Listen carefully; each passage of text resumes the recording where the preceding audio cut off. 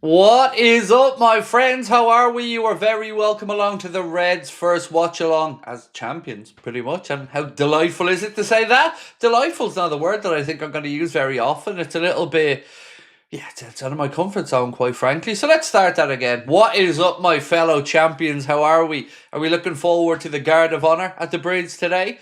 I am. I'm not going to lie. I am that petty. So I'm looking forward to that. The team news is in. Arne has made quite a few changes. We'll go through that momentarily. But as always, I hope you've all had a cracking weekend so far. Hopefully it's about to get even better. But, there is something on this game today. We need to try to make sure that Chelsea don't make it into the Champions League next year. And yes, again, I am that petty that I hope that's the case. We'll take you through the Liverpool team. As you can see, it is on the screen. It's Alisson in goal, Costas at left back, Trent at right back, with Kwanzaa and Van Dijk in your centre-back positions. In midfield, Endo, Jones and Elliott. And then it's Cody Gakpo, Mohamed Salah and Diogo Jota. So plenty to talk about there. But we do get to see Endo get a start, which is great to see. Again, I think a massive indication of where Chiesa sits, which is on the bench. So yeah, talk about it. Let's see how you're all feeling. We'll go through the bench as well. Kelleher, Canade, Diaz, Szoboszlai, Nunez, McAllister, Chiesa, Robbo and Bradley is your Liverpool bench. Right, ladies and gents. Couple of quick things to say. Firstly, as always, thank you to our incredible sponsors, Manscaped. You may notice a small change now. It is now 15% off and free shipping at manscaped.com with our code Anfield15. Check out the German Pro Package face shaving kit, all-in-one men's kit, which is absolutely tickety-boo, or anything else at manscaped.com. Use our code Anfield15 to get 15% off and free shipping. And again, thank you to our incredible sponsors, Manscaped. Right. Hangover match today, said Jay Muse. No Chiesa, said Alex Macklin. Yep. Well, look, he is on the bench, but no starting berth today for him. Look, we get to see Harvey Elliott get a chance, which is good to see. We get to see Endo get a game. Yeah, look, it's interesting. We'll certainly say that much. And how it looks on the pitch, well, I guess we'll figure out. It'll be interesting to see if the Reds play with freedom or if we play like we're already on the beach. But either way, we are the champions. Did I mention that we're the champions? Because I don't think I've mentioned enough that we are the champions. But we do have time for losers like Chelsea. Sorry, cheap shots early in the day. But Arsenal losing to Bournemouth. Is it going to have a bit of an end of season wobble there for Arteta and the lads? Are they going to get caught in second place? Michael said, "Hey Craig, hope you had a lovely day off, and I hope you and daughter had an amazing 21st. Well, thank you. She landed in Liverpool safely this morning, so she's over there now. And yeah, we had a lovely evening yesterday up at her grandmother's. Just a bit of cake and the usual stuff, but thank you for asking, Colin. All good, thank you. I have a song stuck in my head today. Do you ever wake up with a song in your head and you just can't shake it? Newcastle still pushing for an equaliser here, by the way, their game against Brighton. Still Brighton 1, Newcastle 0. Right, let's take a look at the Chelsea 11. It's Sanchez, Caicedo, Chalobah, Colwill, Cucurella, Lavia, Enzo, Madueke, Palmer, Neto and Jackson. That's the starting 11 for Chelsea today. Their bench, Jorgensen, Tosin, Badashile, Chempong, Gusto, James, Dewsbury Hall, Sancho and George. That is the Chelsea bench. Yes, we are the champions, Michael. We are the champions. It's lovely to say it, isn't it? It feels very nice to say it indeed. What's this? Okay, we'll keep that one for later on. Sweet. Happy days. Sorry, I'm still clicking through my notes here.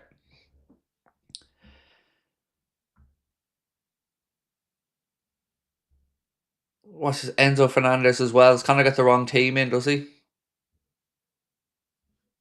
I don't know. We'll leave you figure that out with Connor. I'll just continue to smile and look pretty. Well, I'll do the smiling part anyway. I'm all right, Stevie, and everybody else in the chat. I'm all right, thank you. I'm intrigued by this one. The whole last few games of the season are going to be weird because they are big games. We're playing Chelsea, then we're playing Arsenal. And you never want to lose to Arsenal, so it's going to be interesting to see how the next few weeks figures itself out and how we play, and also how that top 5 race is fixing up. It's looking pretty tasty. From who was it? Newcastle down. I think there's 2 points separating 4 teams for 2 places. So Newcastle going to have to get a move on here if they're to get something out of this game. 65 minutes on the clock and they still trail Brighton by a goal to nil.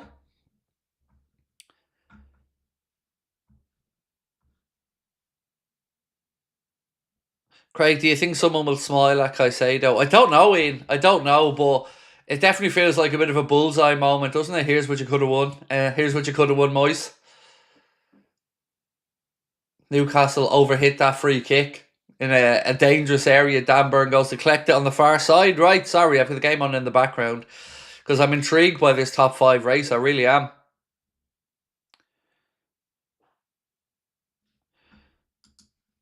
And by the way, I'm not seeing some of the chat, but if people are moaning about the team selection, then come on, lads. We've won the league already.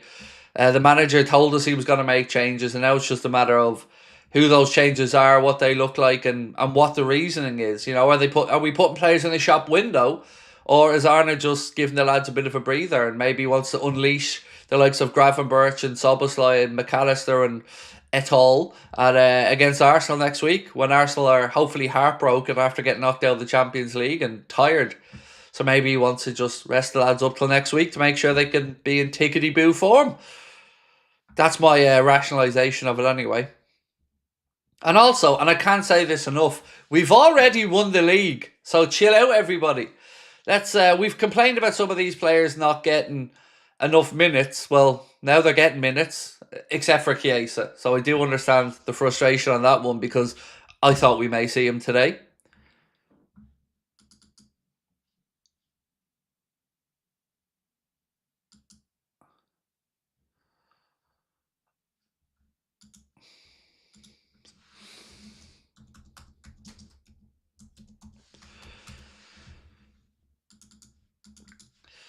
Right, hand it over, Manchester, hand it over. Absolutely. It's gonna feel like an eternity counting down now till Trophy Day, which is what it shall be called now, Trophy Day. And don't worry, by the way, if you can't quite make it into Anfield on the last day of the season, well, don't forget to come and check us out, the Hot Water Comedy Club Liverpool, for our end of season shows. May 25th, May 28th. We hope to see you there. Chiesa has absolutely shit in Arne's shoes. Well, there's definitely a reason that he's not getting run outs, and look, it is what it is. You and I can't change it, but I just want to enjoy these last few games because pressure's off. We are the champions, and I want to see us play with a bit of a swagger. I did think Arne would ring the changes. If you looked at my preview yesterday, I had guessed that Kwanzaa was going to play. Didn't think he'd make quite that many changes in midfield, if I'm being honest. I thought maybe one, maximum 2, but he's rung the changes there. Interesting selection at left back as well. Costas over Robbo. Trent back in, and I'm wondering, is that because Bradley isn't fit enough to start, or was that always going to be the plan with Trent there? And Gakpo up front. Well, I'm just grateful that it isn't Darwin, to be honest with you.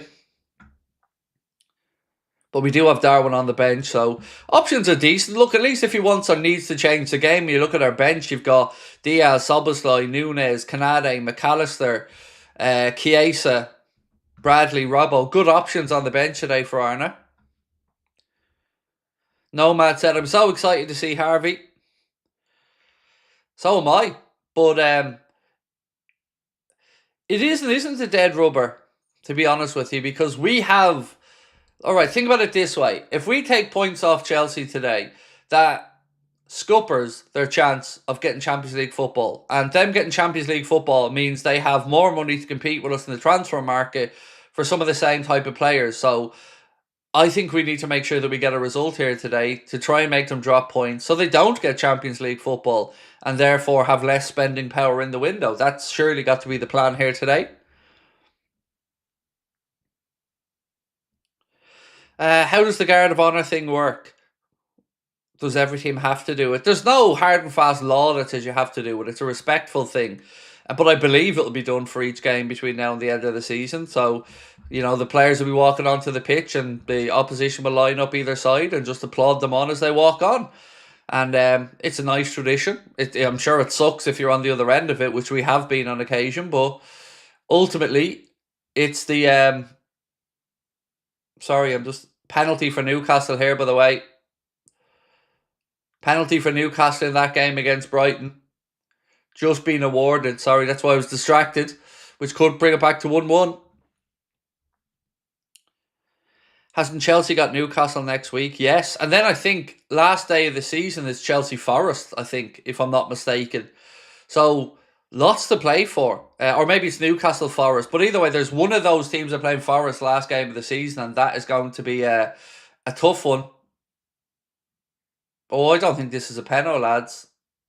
I don't think that's a penalty. I don't think he touches Willock.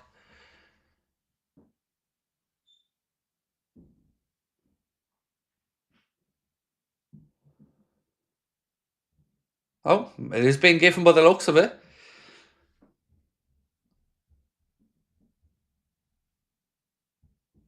To me, this didn't look like he touched them. Ball's gone past. I'm sorry, I'm looking at this penalty incident. There's no way this is a penalty to me. Yep, ref's got over to the monitor. Looks like Newcastle's penalty is going to be overturned. Brentford 3, United 1 now, the chat are saying as well. United had gone ahead in that actually with Mason Mount. Here comes the referee over to have a look at the monitor where he will see that there was no contact. Yeah, this is the one you want to see. There, that's the shot. Perfect. That's the shot. There's no penalty. You should need to look at this more than once. Look, that's such a dive. It's a dive. You can see it's a dive. Should be a booking in all honesty, because he did start going down before the player even got over. This should be a booking in my opinion. Willock should go in the book for simulation here for me, because he's not like he's riding the challenge.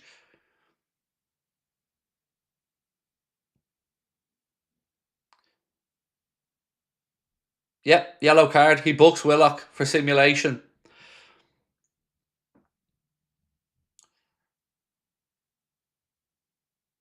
It was the right call. I don't know if you guys have all seen it or not, but it's the right call. So yeah, he's booked him for simulation. He's overturned the penalty, which is the right call. Here, this is probably going to be a better angle. Look at that. It's clear as day.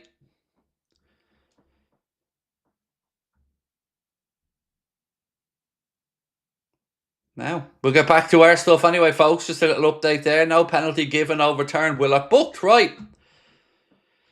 So Ryan Gravenberch's just rested today. Didn't travel down to London. No injury.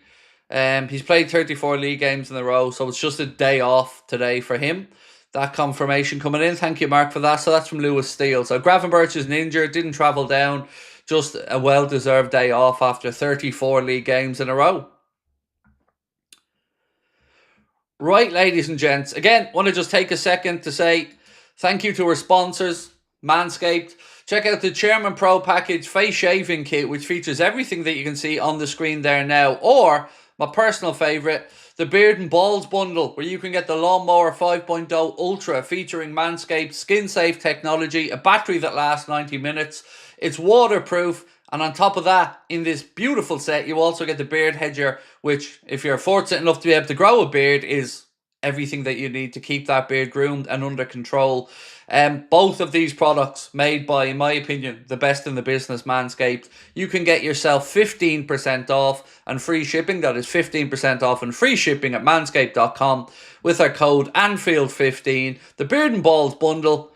Your balls will thank you later, and so will your face.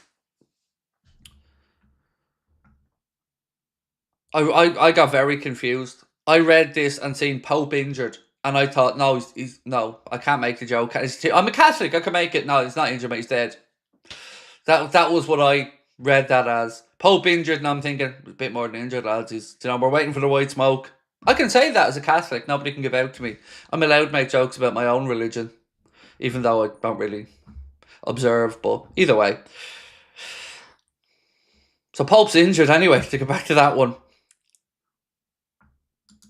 Tom, how are you, my friend? So, Craig, I was wondering, what do you think of this Trent situation? The longer I feel, the more likely it is that he's going to stay after all. I want him to stay, but I also want a decision before.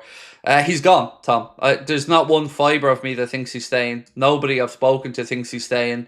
Even the most optimistic of people still feel like it's likely he departs, and I do think that's the case.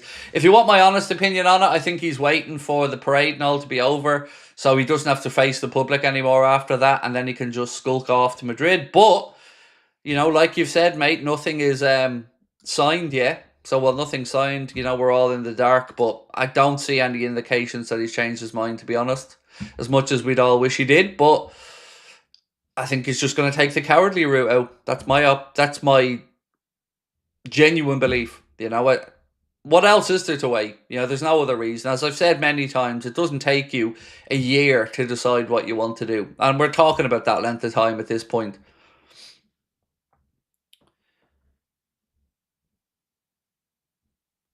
4-1 to Brentford now. Wow, 4-1. So they really have started to put United to the sword there. But look, United season's on the Europa League. They've already got themselves into the final of that competition, unless they have some type of catastrophic meltdown at Old Trafford. So again, if I was a United fan, I wouldn't be bothered. I'd only be focusing in on the Europa League. 2K said, Craig, if Newcastle miss Champions League football next season, do we go after Isak? And do you think there was a real chance of seeing him come to Anfield? There's certainly an improved chance, my friend. My Bulgarian friend, if I remember correctly. Yeah, I think there's certainly a better chance if they missed out in the Champions League. It would make it far more likely, in my opinion, that either he thinks I want to be playing Champions League football at this stage of my career, or maybe the PSR pressure mounts on Newcastle a bit. So yeah, I would say definitely increases it. But, I mean, are we talking a 10% chance to a 30% chance, or are we talking a 10% chance to a 50% chance? I don't know. I don't know quite how much it will increase it, but certainly wouldn't do chances of us or whoever prizing him away. Certainly wouldn't do it any harm. But again, you got to talk about the price tag. If the realistic price tag's 150 million, I don't care. It's a no, because he's not worth 150 million quid. So it have to be Newcastle missing out on the price tag becoming far more realistic.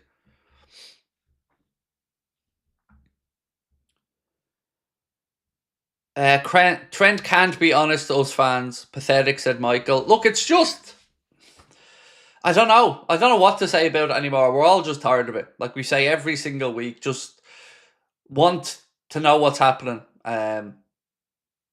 Because if he's going to be going to the Club World Cup, then he's going to be leaving by the end of this month, pretty much. So either way, I don't think you get anything till after the parade from him, because that's then when he can disappear and he doesn't have to face up to it, which again is, in my opinion, just cowardly. But I'm not Trent. Sadie said Jota doesn't deserve the start. We'll put Chiesa on. Yes, look, we all would put Chiesa on, mate, and I'm not disagreeing with you. But at this moment in time, the options through the middle are either Diaz, who probably deserves a rest for all the football he's played, Jota, who I agree with you hasn't been doing well, Darwin, who I don't want to see on the pitch again, or Chiesa, whom all of us would play, but the manager doesn't seem to want to give a run out to. So, they're the options, really. Am I doing a stream tonight?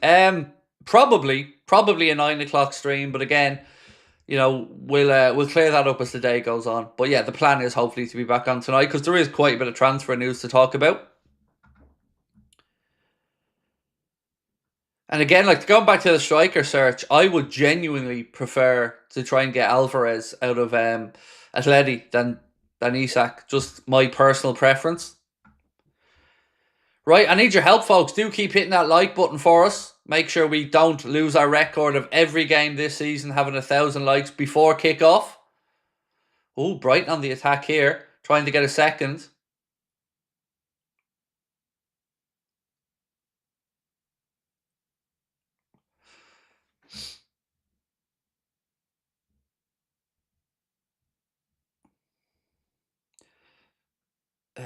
Looks like I'm on the bench, said Colin Brooks this afternoon. I'm very confused what that means. Oh, is there a shout for a Brighton penalty here? Let's have a look. Tough to see from that angle. Let's have a look here. It's a better angle. Yeah, he kicks through the back of him. Tonali comes flying in through the back. No, he says play on. I thought that was a penalty. I thought Tonali goes flying in through the back of him. By the way, did you hear the boos at the Etihad? Not the Etihad, the Emirates, sorry. When Arsenal lost yesterday, I heard them. I heard them even through all the empty seats. I heard the boos.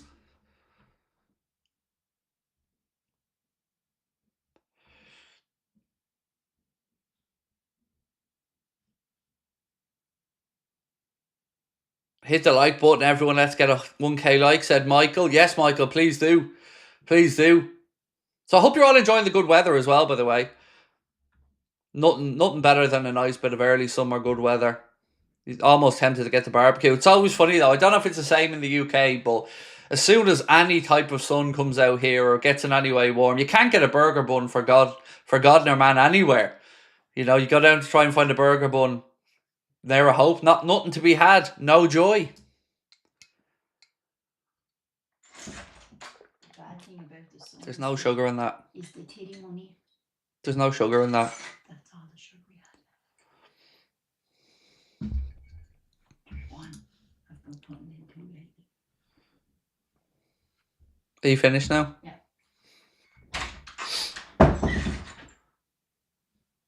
This is the first time Elliot and Endo started together in the league, and we're on game 35.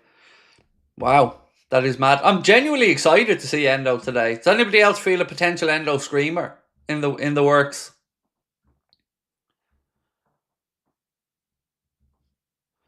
Arsenal fans showed up. Oh, there was a deserve to winner meter, by the way, for the Champions League game against PSG, and somehow in the warped world of Arsenal fandom, the deserve to winner meter had 42% to Arsenal against, I think it was like 18% or something to PSG in the deserve to winner meter.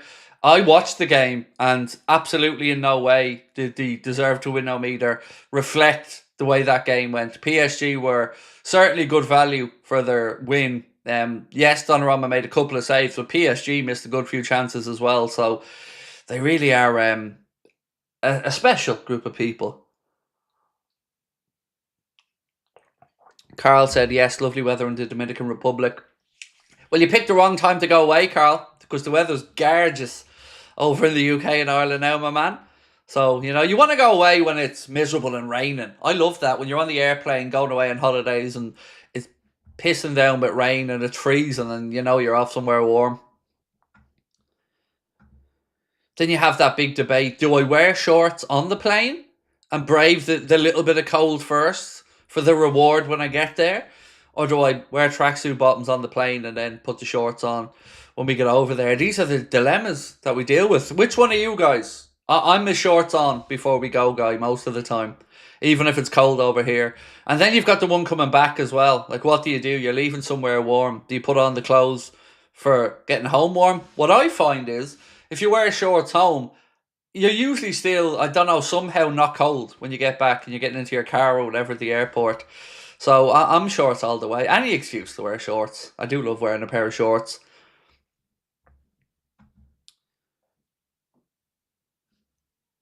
Shorts on. Nice. Nice. Shorts on before for Haris as well. There you go. I'm the same. I just think it's worth it. Shorts on. There you go. I love it. We're laying down a marker here for all holiday makers. Get them shorts on before you go. But weirdly, right, I'm sometimes shorts on and a hoodie. That I don't know if that's weird, like, but sometimes I am. I'm shorts on and a hoodie going on the plane.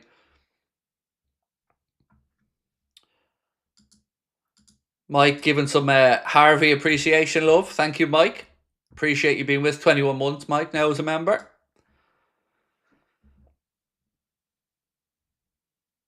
Imagine their heads exploding when PSG knock them out and Spurs go on to win the Europa League, said Nomad. That would be fun. Like, genuinely do want Spurs to win that Europa League. I don't want United in the Champions League next year. They don't deserve to be in either do Spurs, but let's be honest, we're all hoping Spurs come through there. Except for maybe Shane or John or a few of the other gents from the United fan base that pop in to say hello to us. Shorts on, said Colin, get your head in the right place. Jordan Gibbery said, shorts on, 100% Turkey in 6 days. Nice. Enjoy, Jordan. Enjoy. I'm off to Turkey in October, personally. But yeah, I don't like going away when it's summertime over here. I prefer going away when it's cold or rainy over here so I can get some much needed vitamins and sunshine. Right, do keep hitting that like button for me, ladies and gents. 47 minutes to go to kick off. The champions are in town, London. Champions are in town awaiting that guard of honour. Liverpool tracksuits for Rahul. Nice. Yeah, you got to be comfortable. I see some people on holidays in like chinos or, proper expensive. Oh, is he giving a penalty here? What's going on here?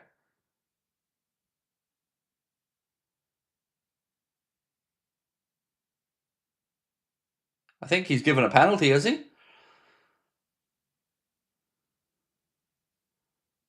Oh, that was a blatant handball. Yeah. You can't argue about that. Blatant as you like. Yeah. There's no arguing about that. That's a handball all day.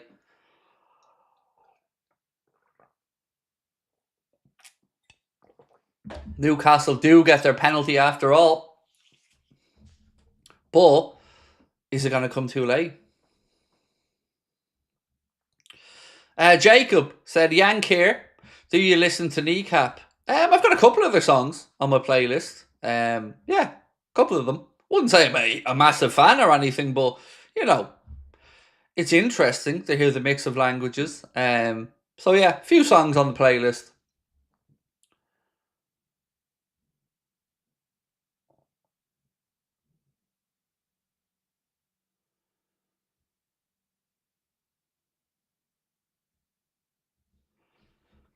Sorry, I'm still looking at the replays of this penalty incident.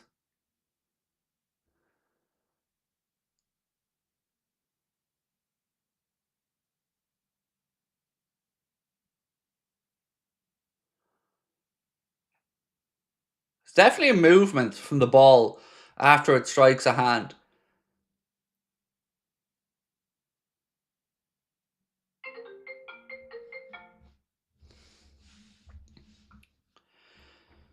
My daughter trying to ring me, knowing that I'm working. 1 second, just got a message here.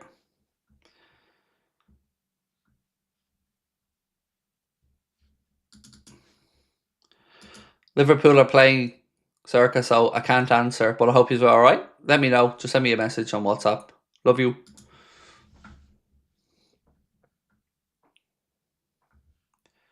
Shorts on, just the top, said Michael.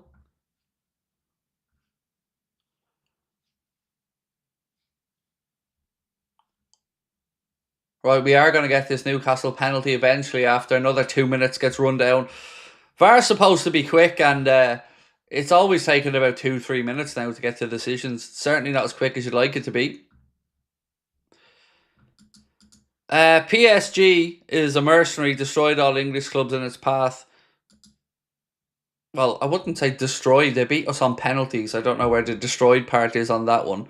They lost to Arsenal previously in the Champions League, 2-0 or something, or we lost to them anyway. So I don't know where the destroyed part is. They beat Villa and almost capitulated. But the mercenaries part, I agree with. They definitely do. They do attract players over there with money, and I guess Paris as well as a city. Also now Paris FC have been promoted up to Ligue 1 in France, and they're owned by the family that own the likes of whatchamacallit Louis Vuitton and a lot of those designer brands. The Arne family, I think it is. So they're going to be seriously backed as well. They're going to go out and spend serious money. So you're going to have two big Paris clubs now going head to head in Ligue 1, and the Arne family, as I mentioned, very, very wealthy. I think the most wealthy family in France, if not Europe.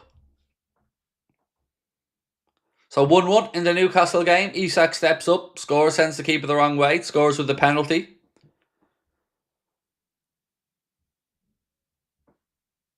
Bruno said, we beat PSG 3-2 previously, so don't know where this destroyed has come from. I don't know either. It certainly feels like a bit of an overreaction there. But look, PSG are a very, very good side this year. This is the best version of PSG I remember seeing.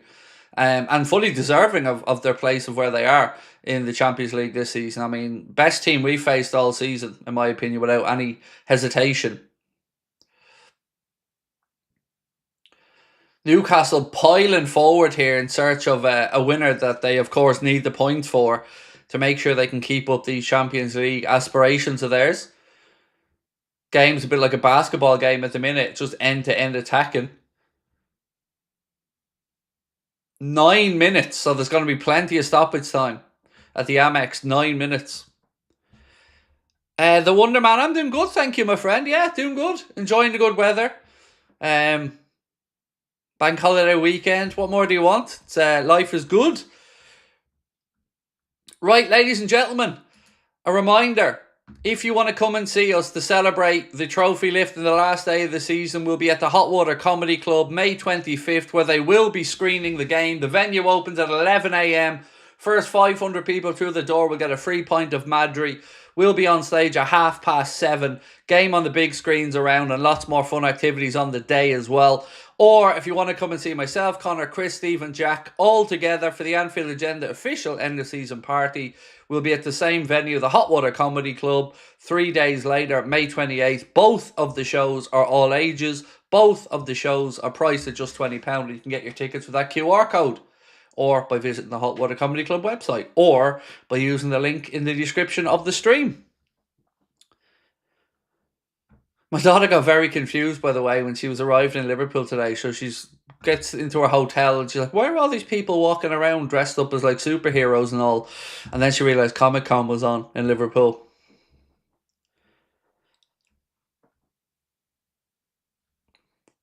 Mark Bell said, not happy case, she's still not getting a start. Look, it is what it is, my man. You know, I feel like we've had, excuse me, this, not me and you, but us as fans have had this conversation every day. Every day this season that we've played a game. But it is just what it is. The manager just doesn't trust them, you know. As disappointing as it has been and is for us fans, you know, it is what it is.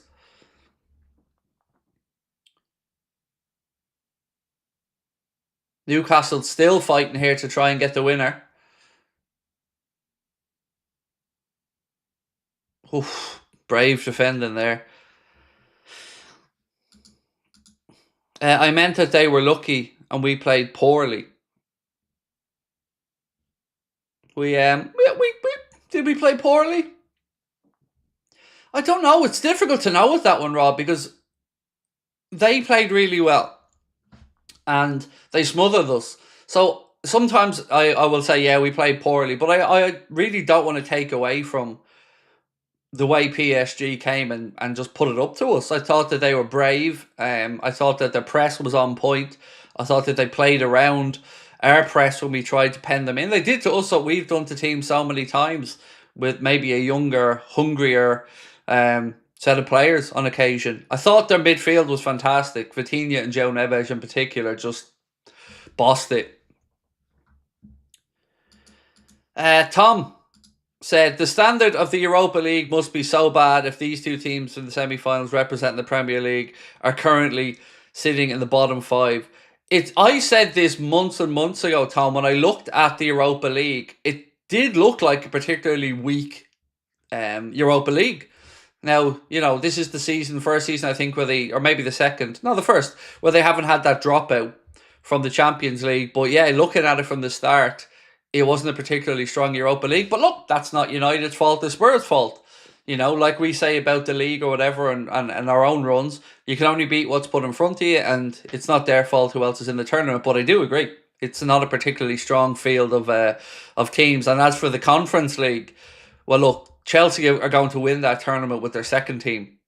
But again, it feels a little bit like Chelsea in there just feels weird in the Conference League. Like, you'd almost argue the Premier League shouldn't have a place in the Conference League. You know, leave the top 5 leagues out or whatever and let the smaller European clubs fight in it. But just an opinion. It's not a, oh, lads, Brighton should be 2-1 up. They've missed a sitter of a header from about 5-6 yards out. Adrian said, I'm confident Chiesa was brought in for cheap to get his fitness up to sell him.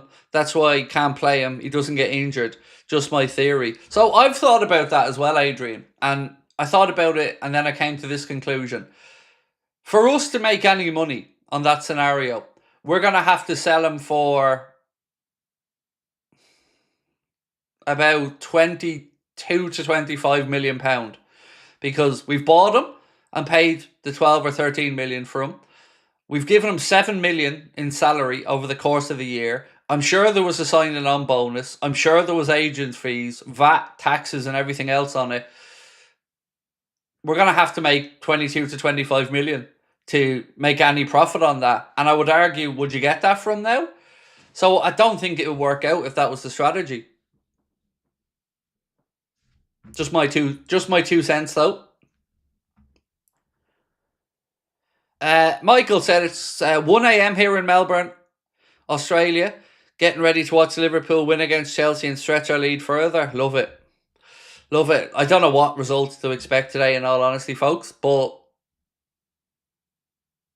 either way, I hope we can take some points off Chelsea, because I don't want them getting Champions League football. But, in theory, they certainly should have a lot more to play for in this game, and they should be hungrier than us. You just wonder if we can give them a wobble. It'll be interesting to see how this game pans out. I really don't know what to expect.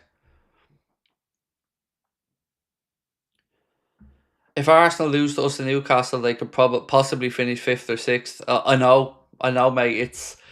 It's funny. Like, even for me, if they even drop from 2nd and get knocked out of the Champions League, I can't wait for the meltdown, ultimately, because they don't even get their 2nd place trophy then. So let's wait and see what happens. I think it's going to be a really interesting game, though, in Paris on Wednesday. But I still can't see Arsenal getting past PSG. PSG are flying and so full of confidence. But you never know. As I mentioned, a red card, an early penalty, anything like that can change and turn around these games. Right, we need the likes, so if you can, folks, please do hit that like button.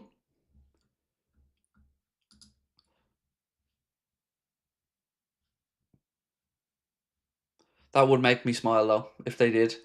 Look, I don't think they're going to drop out of any of the Champions League spots, in all honesty, but it would be funny if they finish 3rd or 4th.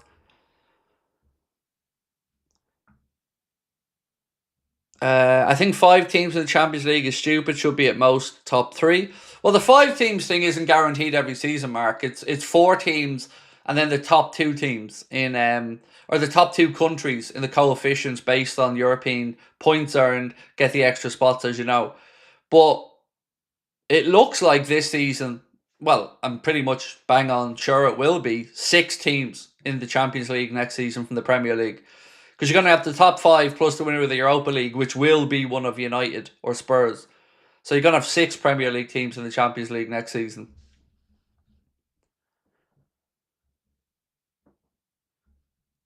So it finished Brentford 4, United 3. So what does that mean now? Is that 15, 16 defeats in the season for United? And yet I'm still hearing all this guff on Sky Sports and all about their gaffer going in the right direction, and it's just hilarious. It's the worst season in the Premier League history for United, and they're still trying to make it out like there's been positives along the way. Yes, the Europa League is a potential positive, but losing is a habit, and to lose that many league games in a season for a club the size of United is embarrassing.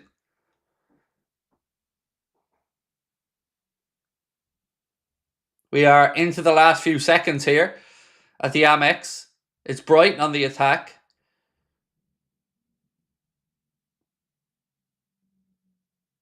So it looks like Newcastle will be letting 2 points go here in their own race for a Champions League spot.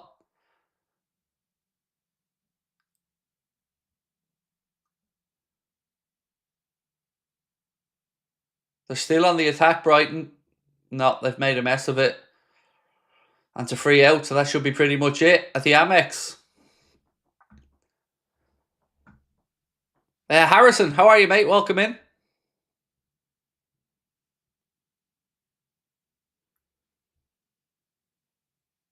Best league in the world and we won it, said Goomy. Yeah, we did. Yeah, we did. At a canter as well, bro. At a canter. I haven't played anyone decent yet, though. I'm still waiting for that to happen. 34, nearly 35 games in now. Right, it is all over at the Amex. And it finishes Brighton 1, Newcastle 1. So more points dropped in the race for top 4 places, or top 5 places, excuse me. Ooh. Camera goes straight to Isak. I wonder what he's thinking about next season. Will he have to move on? Will he be kicking up a fuss to get out of Newcastle if they don't get into the Champions League? One can only hope. But again, I'd still prefer Alvarez, in all honesty. I really would. 16 defeats now for United in the league. 16. Oh my God. 10 wins, 9 draws, and 16 defeats. And a goal difference of -9. Thank you, Mark, for sending that on to me. That is shocking.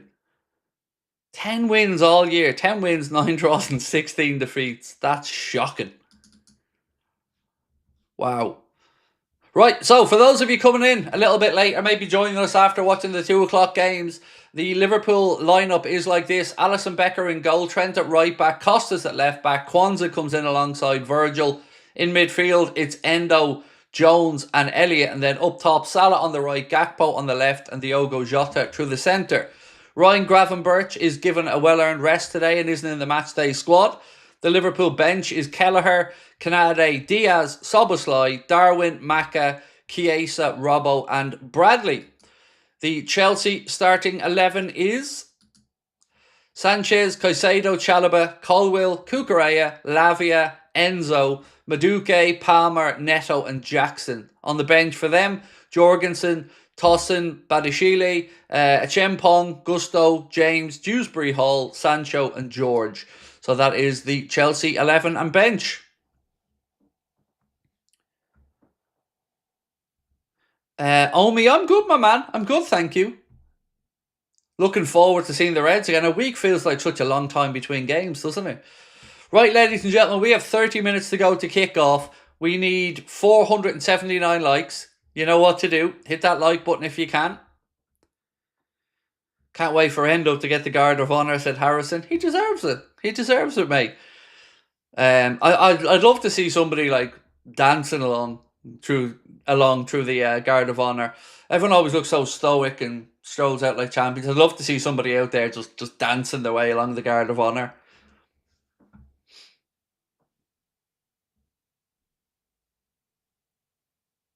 Anyone know if we'll wear the golden badge? No, we won't get any badges until the season's over, my man. There is a current champion. You know, until the league's over, it's still their badge. Petter said, can't wait for Palmer to get back on the score sheet. Do you know what? I think he probably does score today.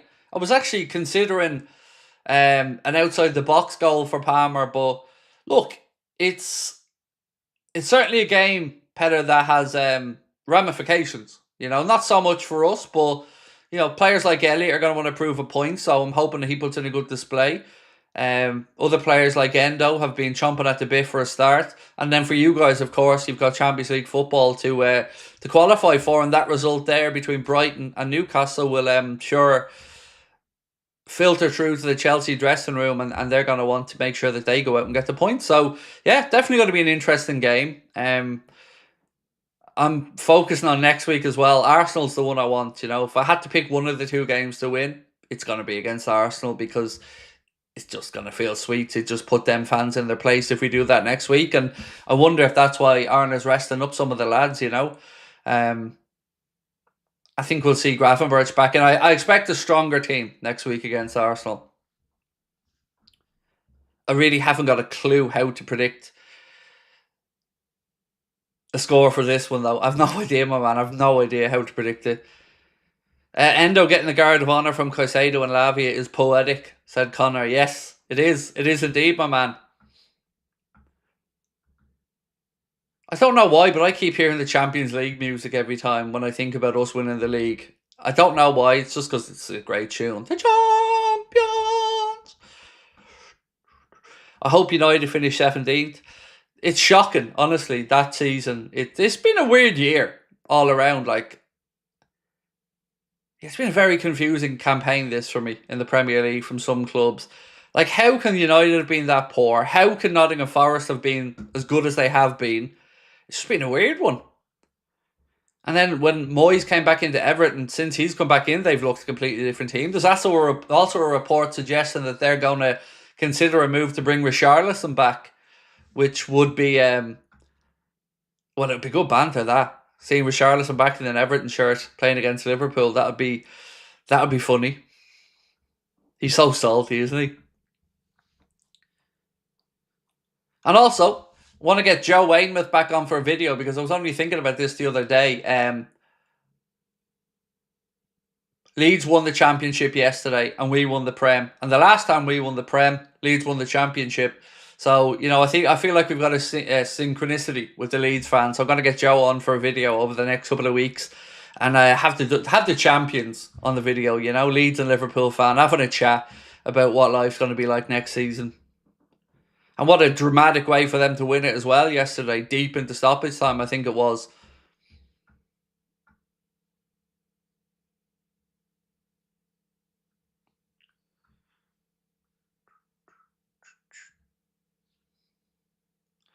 Craig, I would like Isak and Alvarez. That would show serious intent. If that would just be insane, mate. There's no way he'd go out and get both. You're talking about 200 and something million just for the two of them alone. Yeah, there's no way. It would be insane, but there's just no way it'll happen.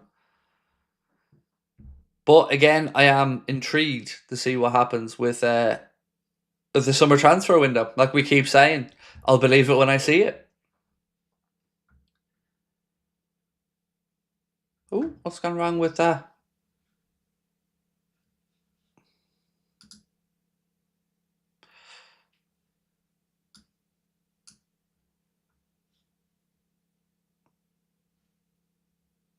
Sorry if that glitched for a sec. YouTube just booted out my chat and gave me the all snap.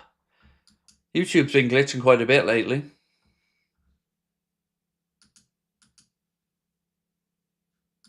Right, folks, don't forget, if you can, drop a like on the stream. If you haven't subscribed, we'd love you to do that as well. Appreciate your support as always. What's going on with Chiesa? Look, mate, we have this conversation, not me and you, but you know, Liverpool fans every week. The same as every other week. The manager just doesn't want to play him. And I know it's frustrating, because I promise you it frustrates the shit out of me as well. But what else can I say, my man, you know? I'd love to sit here and give you a concrete reason, but I think it's just the manager doesn't want to play him, and he doesn't want players bought that he doesn't want. That's my version of events, but I'm sure the club will have some other lie to tell us. Ella, Matt just sent me a message to say you dropped a message on X. I'm not on our social media account, so Matt had messaged me to say that you dropped in a message. What a week. Liverpool win the league. Coventry makes the playoff, and I was on Sky Sports. We love that. If I remember correctly, Ella, you were saying to me that you were presenting the Player of the Season award at Coventry. And yeah, what a turnaround since Lampard came in. And I'm proud of you, my friend. I'm glad that you're having a good week, as you mentioned. Liverpool winning the league, Coventry getting into the playoffs, and your good self being on Sky Sports. So, well played.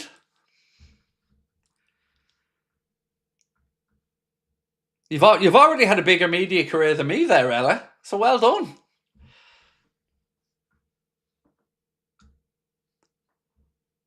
Oh, and in all seriousness, though, I'm glad to hear how happy you are, because I know it was tough for you last year. You went through a lot, so good to see there's a smile back on your face. And thank you for always dropping in and giving us an update, Ella.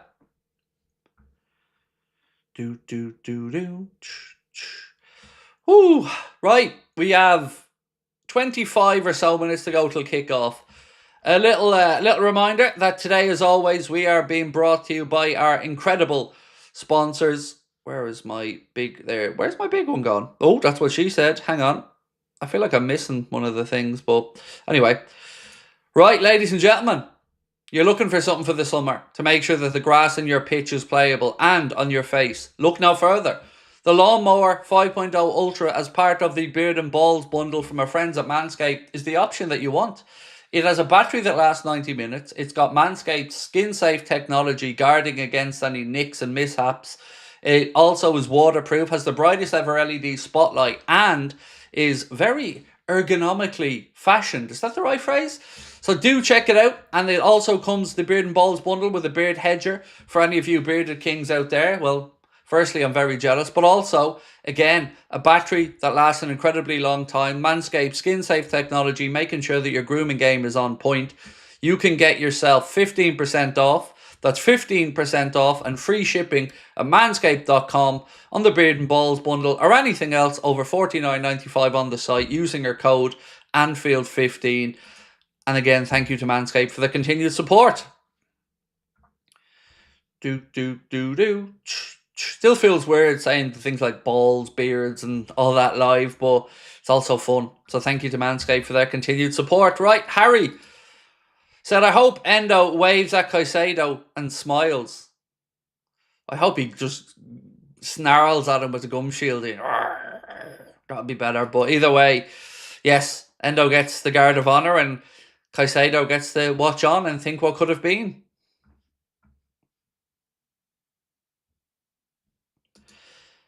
Jack said, Craig, saying United have a song named after them, Cha-Cha Slide. How low can you go? Can you go down low?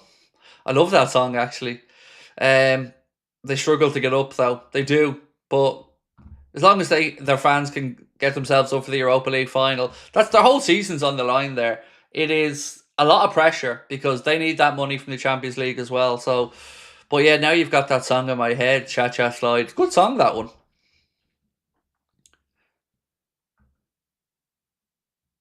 Craig still lasts longer on Anfield Agenda streams. Yeah, but only on the streams, Kyle. You know, not in the real world. Certainly not in the boudoir, shall we say. There's no battery that lasts 90 minutes on old Craig. I can promise you that one. I wish, but, you know, I can't tell a lie.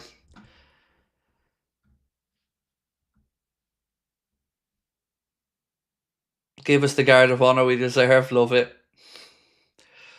Right, ladies and gentlemen, get your score predictions coming in. We have 20 minutes to go to kick off. We need 333. Come on, you're doing that to an Irishman, aren't you? We need 333 more likes to get to 1,000. Every time. It seems to be like my life revolves around threes, so it makes the Irishman sound like 33 and a third. Where's me lucky charms? But also, 3 weeks until the Irish guy goes bald. Not this Irish guy, he's already bald. But Iverido, the other Irish guy, if I still win that Premier League predictions, man's gone bald. Up there with the family last night and the mother and father-in-law, and I was showing them the broccoli video. And they were both like, I didn't realise it was that bad. You dislike broccoli that much? Yep. Still cringe after that video, to be honest with you. Oh, the thoughts of broccoli. And then Connor sends me a picture that night of his dinner where he's got loads of broccoli on his plate. Anyway, it's just a normal day. Me here still sweating and all. I want the guard of honour for eating the broccoli, actually. So next time I'm going to Tesco, can everybody form outside my house and form a guard of honour for me as I go to the car? You looked like you were struggling on the bog eating that broccoli. Somebody sent me something in the comments, and I've been fascinated with this comment ever since. So I'm going to read it out to you because I never knew anything about this. I still don't know if it's real or not, but it's certainly interesting. So, one second. I want to read it out to you because I found it fascinating. So, anybody who watched the broccoli video will have seen me gagging when I'm eating it. And that gagging was in no way put on because I wanted to make it look easy, but I couldn't. So then I read a comment from a guy called Super Nintendo Chalmers. Absolute bonus points for the username there in the Simpsons reference. Well played. So he said, the gagging is a clear sign of carrying a variant of the super taster gene, TASR38. If you dislike or recoil at the majority of these, the likelihood is that you are too. And then he lists off a load of things. Broccoli, Brussels sprouts, kale, cabbage, cauliflower, black coffee, 70% or more dark chocolate, tonic water, grapefruit, raw spinach, green tea, neat spirits like whiskey and tequila. I hate every one of them and they make me gag. Every single thing on that list makes me gag. I drink coffee every day, but I can't drink black coffee. Has to have milk in it. Don't like whiskey. I've said this on the channel loads of times. Grapefruit I can't eat. It's one of the only fruits I won't eat. It was really, if it's not true, then it's fascinating anyway. But if it is true, that's nuts. Because every single thing that the man mentioned in those comments, I gag at and despise. Which is freaky. Because I never ever knew that possibly there was anything related to any of that. Jack Nichol said Arsenal being advised not to give us a guard of honour. I don't know where that's come from, mate. Look, if they don't give us a guard of honour, there will be no end to the amount of banter I'll be giving them. I promise you that. If they don't have... I'm sure they will, by the way. But if Arsenal don't give us a guard of honour at Anfield, then... yeah, let's just say I'm going to be relentless. Because that, you know... I imagine they will. I can't see why they don't. Because it's about sportsmanship. And I believe they will, to be honest with you. I believe they will.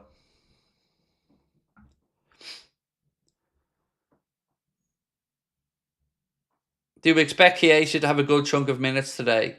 No, Tom, I don't. As much as I want him to. I wanted him to start. But I'm wondering, is it shop window time now? Or last chance saloon to try and convince the manager for the likes of Elliott and Jota? That's what I'm thinking about when I look at today's lineup. Liz, lovely to see you in, my friend, as always. Happy match day. Love you all. WFM, be kind to my friend Craig. Thank you, Liz. You're always so kind and we always appreciate your support.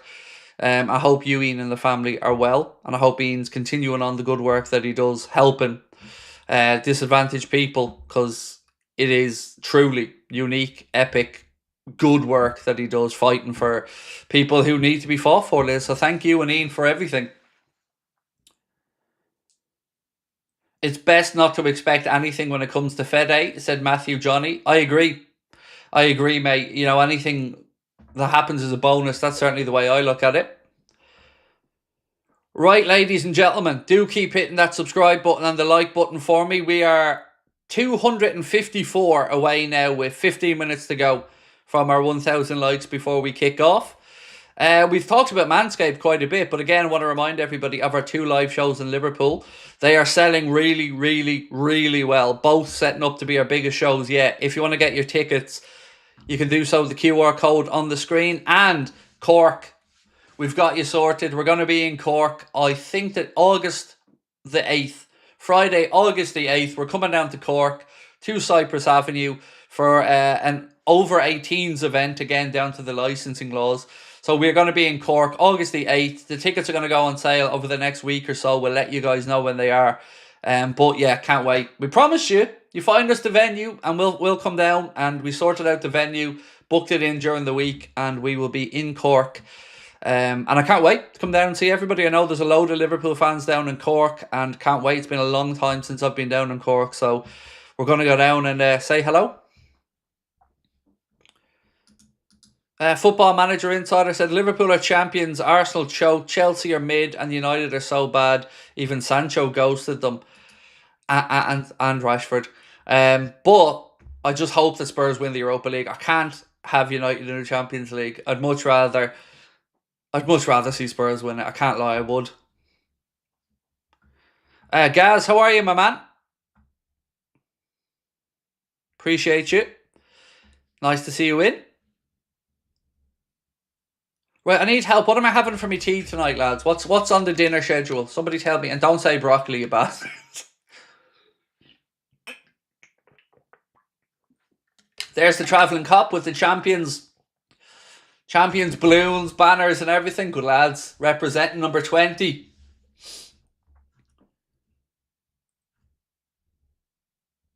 Nice. Travelling cup always absolutely top notch. Big baller's head. So what's happening, lad?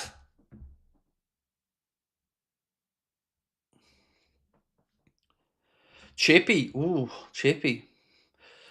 Pizza and pina colada for Matthew. Nice. We're liking that. Scotty's having pizza as well. Gaz said, thank you, love your live streams. My pleasure, my man, Gaz. No need to thank me for that, mate. I appreciate your support. Thank you. I mean, everyone's going for a chippy for the win there tonight. It's, yeah, chippy for the win. I haven't had a chippy in ages, to be honest. The last chippy I had was on holidays in March. Interesting. I think I'll probably end up having spag bol, though, if I'm being honest with you. Love the idea of a spaghetti bolognese. Do you ever go through those phases where you don't eat something for ages and then you eat loads of it for the space of a few weeks? I'm like that with toasted ham and cheese sandwiches. And you know, the Breville. I won't have them for a couple of months and then I'll go through a phase of basically living on them for 2 weeks and then I won't eat them again for ages. I'm weird about stuff like that. I go through these phases. Same now, I'm in my spag bol phase right now. Nathan had a chipper last night. Nice. Do you know what? I'm being honest. I find it very difficult to justify the cost of takeaways these days. You know, I look at it and a fish and chips are about 12 quid. And look, to me, it's more about the matter of principle on these things than the finances of it. You know, if you got a pizza for, let's say, myself, my missus and my son, because my daughter's not here, you're looking at 60 quid probably. And you think of what you can get in the supermarket then for that 60 quid. It just never stacks up for me. I think it's just gotten too expensive. And the last time I was in London, I couldn't believe how expensive things had gotten. So yeah, I'm just not a fan. Like yesterday on the way up to Dublin, I brought the young lad and my daughter and that in. They got McDonald's, but I just refused to have any because just everything's just ridiculously expensive. And I don't like McDonald's food anymore. 60 quid for pizza. Honestly, if you got 2 pizzas, everybody got a chicken side, let's say, and some cookies or something, yeah, 60 quid easy. It's scandalously expensive how things have gotten. Like Domino's charging 26, 27 quid for a pizza, which is a glorified sandwich. Like, just, I don't know, maybe I'm getting too old. Maybe I'm a boomer now, and I'm talking about the prices of things in the past, but everything seems scandalous.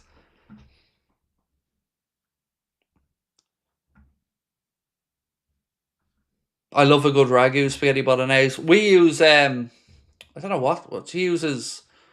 I think she uses Heinz passata and then Mutti pizza sauce and then something else to make the sauce because I'm a weird eater. Right, 9 minutes to go. We need 170 likes. Come on now, we can't let this slip. We got to keep up our record. So if you can, folks, please do hit that like button for me. Shopping in the wrong place. I don't know what you mean by shopping in the wrong place. There's only so many takeaways in my town, mate. So I don't know where I'm shopping in the wrong place. But they're all as expensive as each other, to be honest with you. And having worked in pizza restaurants, I know the cost of a pizza, like the actual manufacturing costs to put it together, and the markup is just scandalous. KFC is my go-to fast food at a McDonald's or a Burger King. I don't have a KFC near me, Nathan, so I would probably agree with you though. KFC would probably be the one that would stop me and I would go in if I was past one and I really wanted a takeaway. But I haven't had one in ages. Tom, thank you so much, man. Been with us for 21 months as a member. So thanks for another great season of content. Appreciate you, my friend. We got through one more year of it, which is every season I ask myself, will you see this one out? And we've got through another season, so delighted that you're all with us, and thank you for that continued support. Akinja said, let's wrap up the season, Craig. Or let's wrap up the season strong, and thanks. No, mate, thank you. And yes, hopefully we do finish the season strongly. You know, because we do have a role to play in the Champions League races and the Champions League spot, so I hope today we can put a dent in Chelsea's pursuit of Champions League football.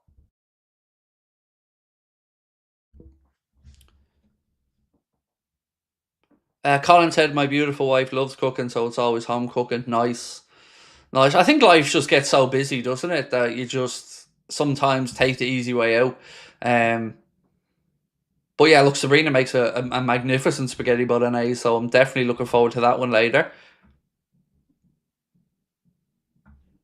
You should look at the meal deals is what I mean. Yeah, but I don't eat a lot of the stuff ads there. So let's look at Domino's. I don't eat wedges, don't eat garlic bread. So a lot of those meal deals, I don't eat the food in them. And also, most of the meal deals don't put chicken in them these days. So it's the chicken that gets you, because it's what, $7.50 or something for 6 chicken strippers in Domino's. It's scandalous. But you know what isn't scandalous? The Beard and Balls bundle from Manscaped, because they're giving you 15% off and free shipping when you spend over $49.95. So check out the Lawnmower 5.0 and the Beard Hedger both together in one beautiful Beard and Balls bundle and treat yourself. Summer's coming in, you want to make sure the grass in your pitch is playable. Manscaped skin-safe technology will keep your crown jewels and, of course, your face guarded against any grooming mishaps. The Lawnmower 5.0 Ultra is waterproof, has a battery that lasts 90 minutes and also has the brightest ever LED spotlight. The Beard Hedger, well, it's not something I personally have to use because the old beard growth isn't great, as you can see. But those bearded kings out there, we've got you covered, 15% off and free shipping with our code Anfield15 at checkout. And thank you to our friends at Manscaped for their continued support. I make a mean cheese on toast, said Michael Manning. There you go. A mean cheese on toast. Look, let's not turn our noses up to a good old toasted cheese sandwich, mate. Nothing wrong with a grilled cheese. They've saved many an evening.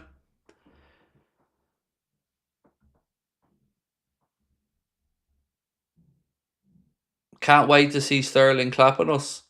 Well, he's at Arsenal, mate, so you're going to have to wait another week.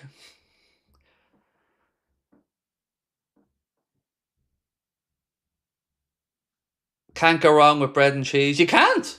Nothing wrong with it. Absolutely. Mate, I'm with you. You can't go wrong with bread and cheese or ham and cheese. You just can't. It just hits the spot. It's good to see Arne so relaxed, by the way, with a big booming smile on his face, which is lovely to see.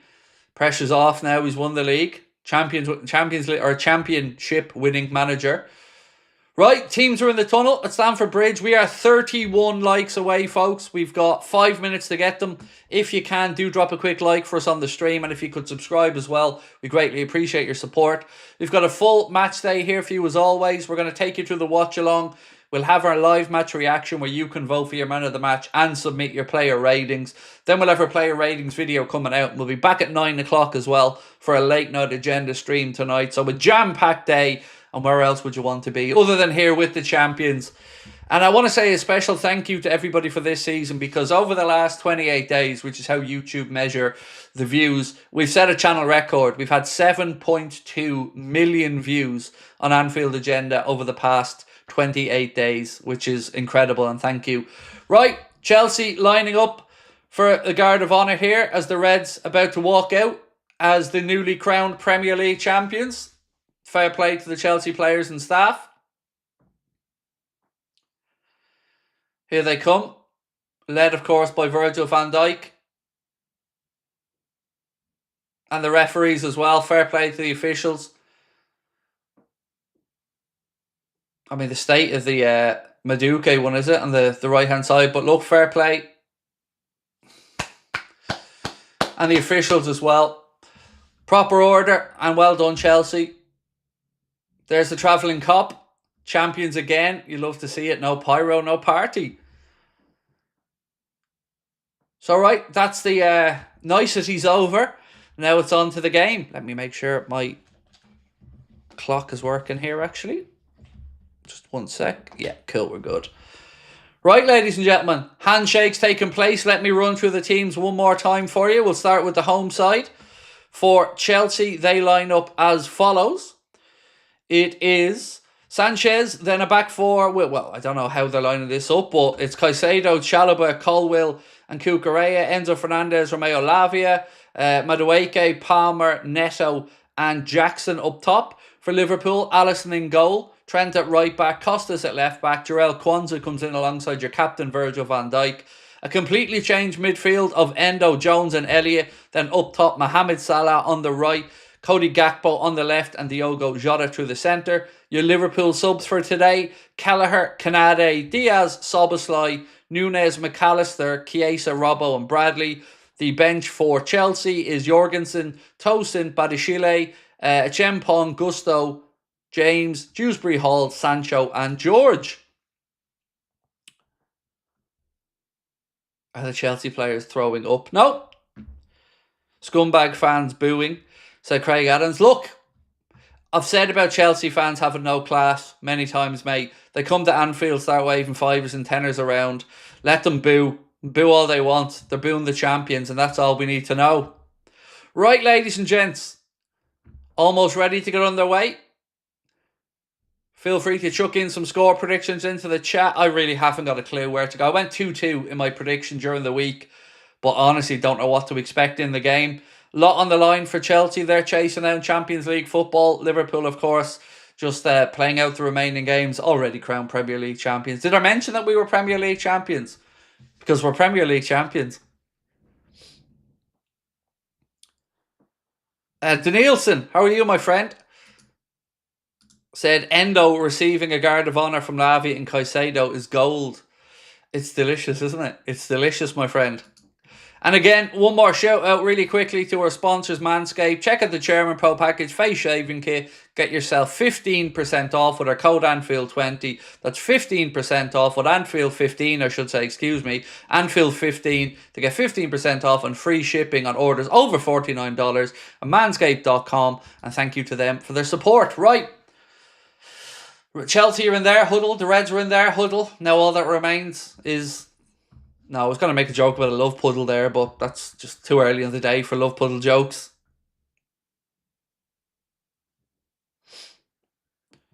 Endo's first Premier League start this season, by the way, which is nuts. Tell Craig the clock's not up. Yes, the clock isn't up because the game hasn't started, Ian. So the clock wouldn't be up until the game kicks off, mate. But don't worry, I've got the clock sorted. I did my check a moment ago to make sure it was working. So Liverpool going to be playing from left to right. Liverpool about to kick off. And we are underway, ladies and gents. We are underway. The ball goes back to Virgil, who goes out long right-hand side now, looking for Diogo Jota. David Coughlin's had a respected decision not to start Gravenberch. He's earned a break. Absolutely. Right, Reds on the attack now with Curtis Jones. To Endo. Endo goes out right side to Trent. Trent to Salah. Salah now. Couple of defenders out there with him. Little 1-2. Ball pulled back. Ooh, and Sanchez gets down and gets a hand on it. Nice sharp start there from the champions. Salah had a couple of players with him. Plays a lovely little 1-2 with Elliott and then tries to pull it back across the 6-yard box. But Robert Sanchez gets down and gets a strong right hand on it. Janos, thank you, mate. Appreciate you, sir. Thank you. Right, again, Virgil getting stuck in, gets there ahead of Jackson.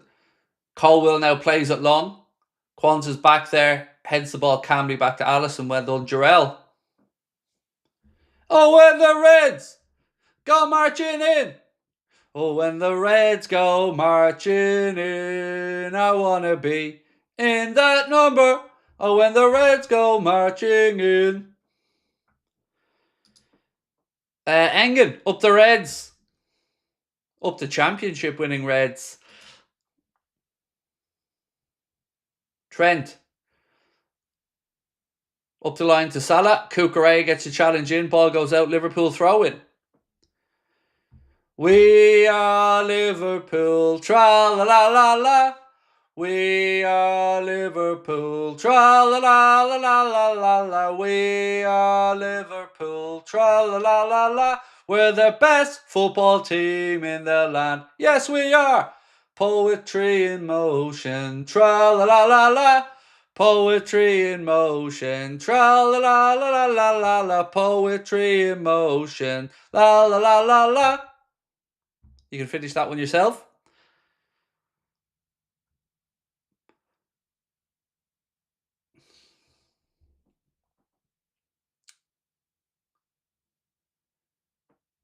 Craig, is it still members only chat? I'm going to be polite, mate, and say, look at the chat. that'll give you your answer. If you see people that don't have a membership badge beside the name in the chat, well then, of course, yes. Yes is the short answer, but I think it should be pretty clear. Oh, Chelsea, 1-0. Enzo scores. 1-0 Chelsea.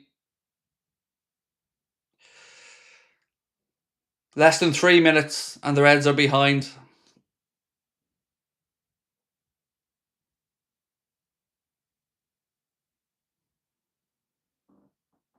I'll talk you through it now. Not a great start, this, is it?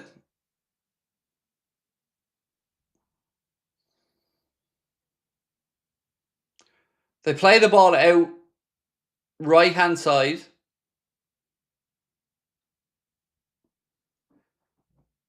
Costas lets Neto get the cross in, and then there's no one tracking. Look at that, no one tracking him.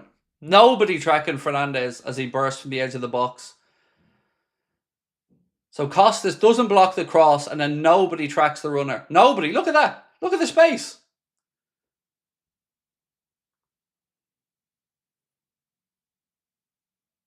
He even has time to take a touch and set himself before he side-foots it past Alisson.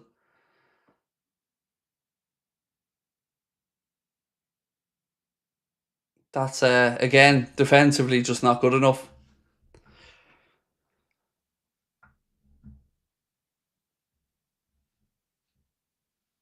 Cian, thank you, mate. 3 months with us, as you've said. Appreciate you. Oh, God almighty.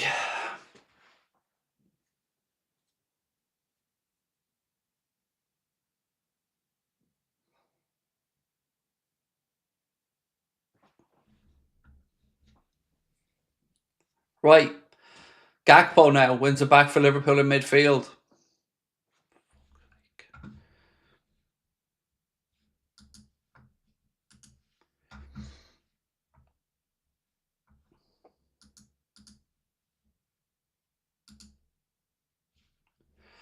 Chelsea on the attack again.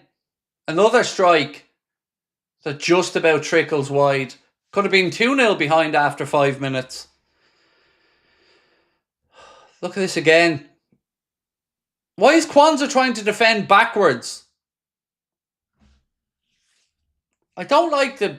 Look, I don't like Kwanzaa at all, lads. I just don't. He makes me too nervous.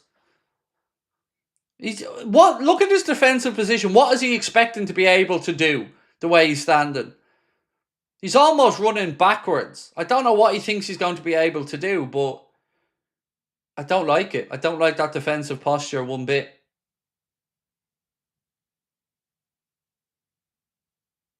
Remember, for certain players, Elliott, Kwanzaa, Endo perhaps, Jones, not so much Jones, but the others, they're playing for... Some of them are playing for their futures.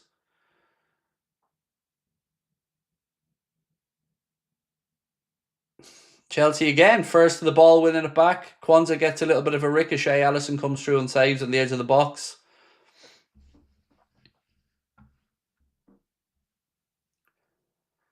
What was Trent doing? Trent was trying to cover 2 men, if you look. He was in between 2 of them. So Trent had too many people to cover. If you look back at the goal, you'll see Trent had 2 men and he can't cover both of them. So he hits to the side. Does he cover the man into the back post, or does he try to cover the late run from the edge of the box from Enzo? And he can't do both.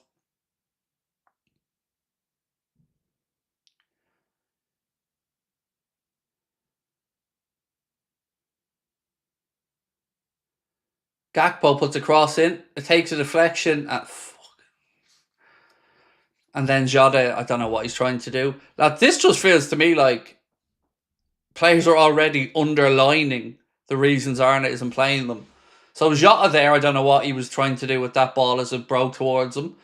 Tries some weird little flick that just puts it straight out for a goal kick. Elliott's losing the ball in midfield with his first couple of touches, and Kwanzaa just looks shaky and defensively all over the shop. So again, I feel like these players are now starting to make Arne's point for him.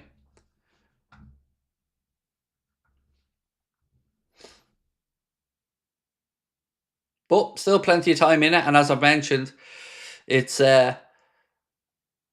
it's league over as we've won it, but still, winning's a habit, and it's important that we stay in this habit. But again, look, I'm not a professional defender. That might surprise you to hear. But I really like watching Kwanzaa's body shape. I don't understand the way he's trying to defend. He's not Van Dijk after all. Chalobah brings down Jota on the halfway line. Free kick Liverpool.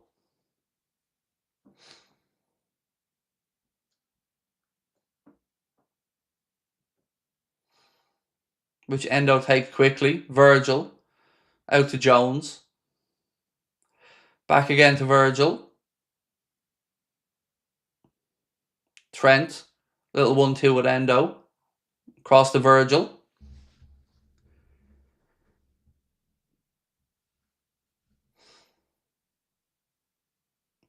Trent flick in. Gakpo, good break here. Selfish Cody. Cody does good work down the left-hand side. Gets past his man, runs at pace. And in all honesty, he should have passed it. He should have squared it across. There was 2 or 3 Liverpool players there.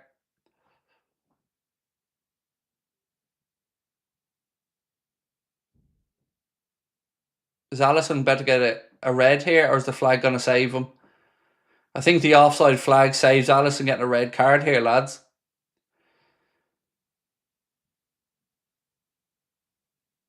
He's offside, but if he wasn't, Alisson's probably getting sent off here.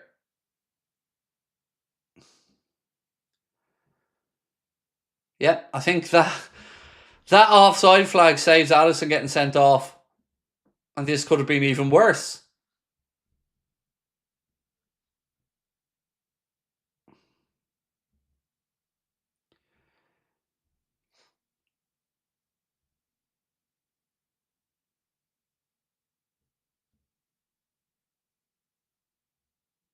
So anyway, we're restarted, and thankfully the offside flag was up and did stand, and was the right decision. But again, breathe a sigh of relief there. That would have had Alisson out for the Arsenal game as well. So very, very thankful there that the offside flag saved them. Gakpo. Crossing from Costas. Cucurella clears it. Only as far as Salah. Takes a touch. Edge of the box. Goes back to Trent. Trent tries to a slide rule pass through to Salah. You can see what he was trying to do, but the Chelsea defender gets a foot in and clears it.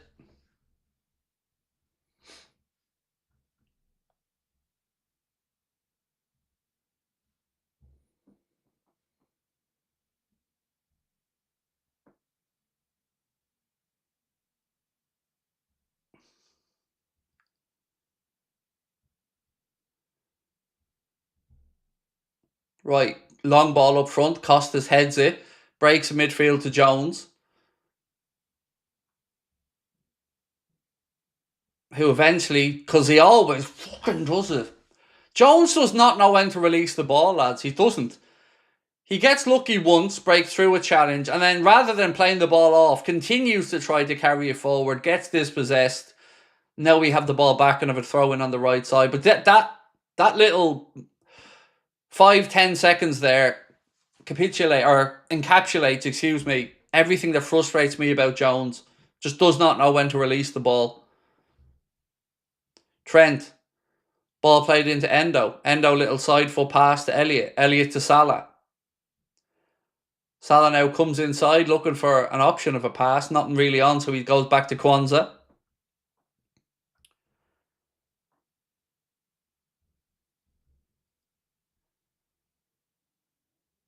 Costas. Virgil. Nice ball through the line to Endo. Endo plays a lovely ball out left side to Cody Gakpo. Gakpo cuts inside again. Fires in a deep cross, looking for Salah. Unlucky. Good play. It's good ball there from Endo. Out centre of the park, out left hand side to Gakpo. Gakpo cuts on onto his right foot and fires a deep ball towards the back post, where Mohamed Salah made a late run from the edge of the box. It was just a little bit too far advanced for Salah, but again, good vision, and it was the right ball in from Cody just there. Tiny fraction too far ahead of Mo, but better play that.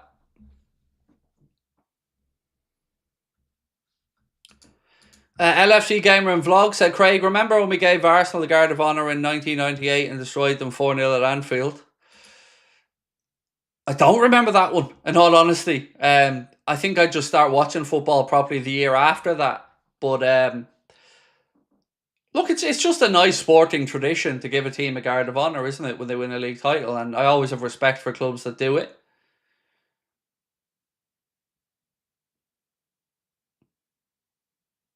Endo, Jones.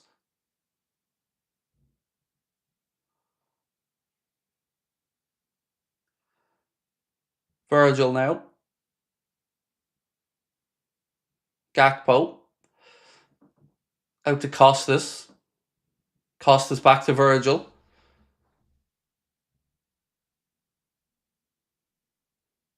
Again, there are not many options ahead of them. Virgil changes it up now and goes out right side to Trent. Trent fires the ball in looking for Elliott. There's just a little bit too much on it and goes behind for a goal kick. But we're starting to feel our way into the game a little bit, I feel, here over the last few minutes. Having a look at this goal again. So I'm going to keep my eye on Kwanzaa here. So Kwanzaa, he's done that. He's done that. Yeah, I mean, I've got no fault on Kwanzaa for the goal. I'm watching the runners here. I'm just trying to think who doesn't drop from midfield to cover the run. Trent was caught with two men. They just had an extra body on the break. They had a third man run from the edge of the box that wasn't tracked, and Enzo was free.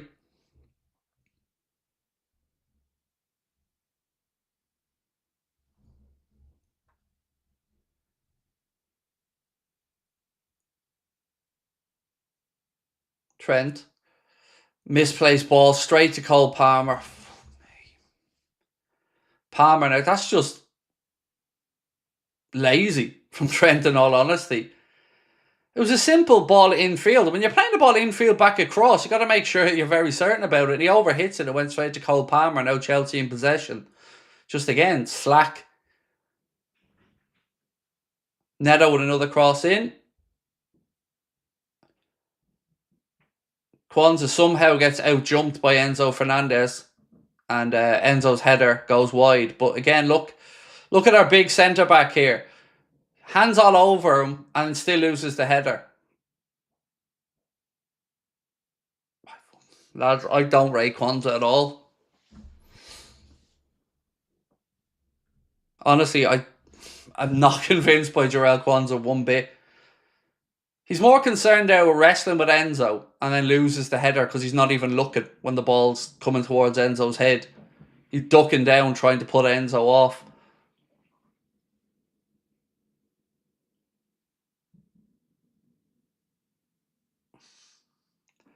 Chelsea again now on the attack with Neto wide right.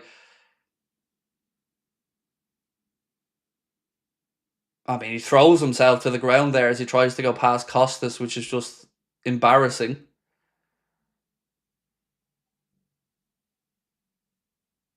Well, he's still down here pretending he's injured.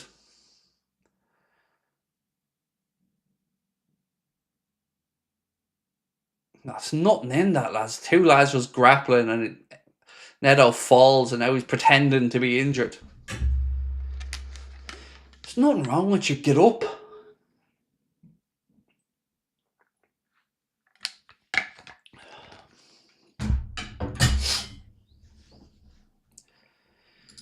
Anthony Robinson, possible left back. What do you think? I think he's too old. I know he's been linked, and I'm not denying for 1 second he's been linked, but why would we sign someone that's going to be 28 in their next birthday?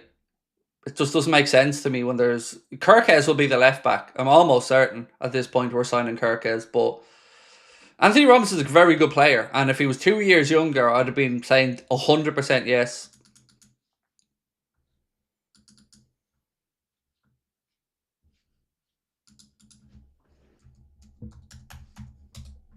Right, Chelsea in possession with Colwill deep inside their own half.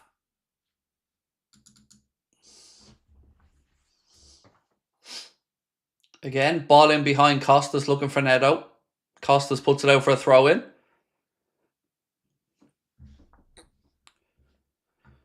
Why is everyone moaning the game's a dead rubber? But it isn't. So I want to stand up for 1 second, and I can't see all the comments, by the way, but for some of the people who are complaining, I think they've got a right to complain. So at times, we often talk about why isn't Elliot getting a game? What is Kwanzaa good enough or not? Endo, like these are the times we get to see them. And yes, it might be a dead rubber as such, but it's also not a dead rubber because, as I've said, if we can stop Chelsea getting Champions League football, that will limit their ability in the market to go after some of the same players that we do. So there is some semblance to this game having a little something on it. And also, some of these players are playing for their Liverpool futures. And if they're not able to show that they can compete at this level, then the manager is going to have an even clearer mindset of the players that he wants to move on or not. So yes, in theory there's nothing on the game, but there kind of is as well. And also professional pride. You don't want to lose the first game after you've been crowned champions.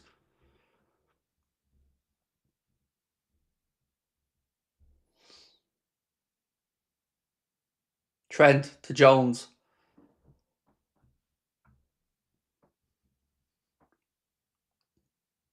Costas back to Virgil.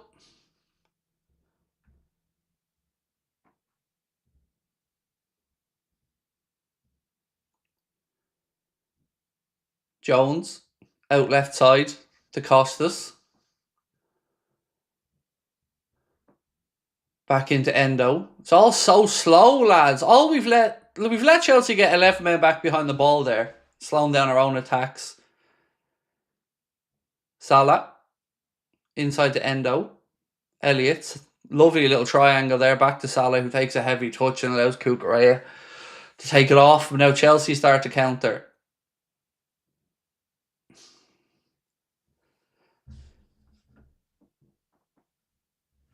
So Chelsea now have a throw in halfway inside their half, left side. And the counter attack came from us with a slack, heavy touch from Mo inside the opponent's half.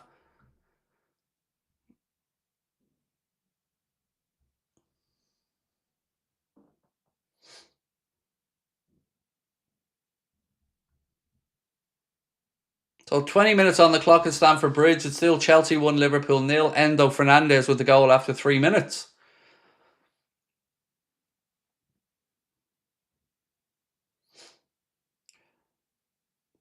Oof. Again, they're trying to just drop that ball in behind for Nicholas Jackson. Had a foot race there with Kwanzaa. And thankfully for us, it bounces just too far ahead and through to Alisson Becker, who's patrolling the edge of his box very well.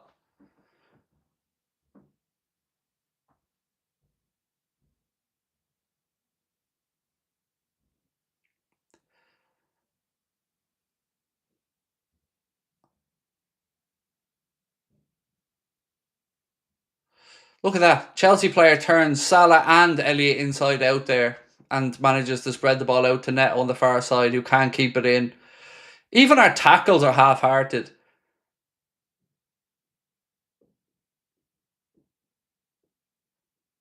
Look, it's understandable to be a drop in intensity. I get that, but it's just some of the stuff we've been making mistakes with is fairly basic.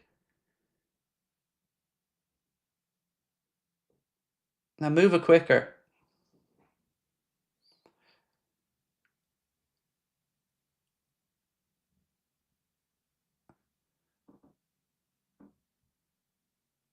Cucurella defends that situation against Salah well. Colwill clears his lines. Kwanzaa to Elliott, or excuse me, to Trent. My apologies, to Elliott now. Elliott goes inside to Jones. Endo. Back to Trent. Out to Salah now. Wide right. Salah plays a lovely ball inside. To Jones. Elliott. Endo. I don't know what that was from Endo. Don't know what he was trying to do. Kwanzaa has it now. Trent. Again, out to Salah. Jones. Trent fires in a low ball. Oh, was he onside? If Salah was onside there, it's his touch that lets him down again. Let's have a look. Was he onside? No, I think he was just leaning and would have been off. If this was our squad for next season, what place would we be in? If this team out on the pitch was the 11, fourth or fifth would be my guess, probably. Yeah, fourth or fifth. I'd say we'd be on the edge of a Champions League spot, maybe.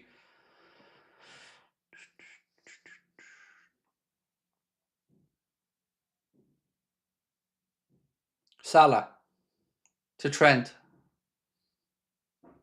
Kwanzaa, Virgil,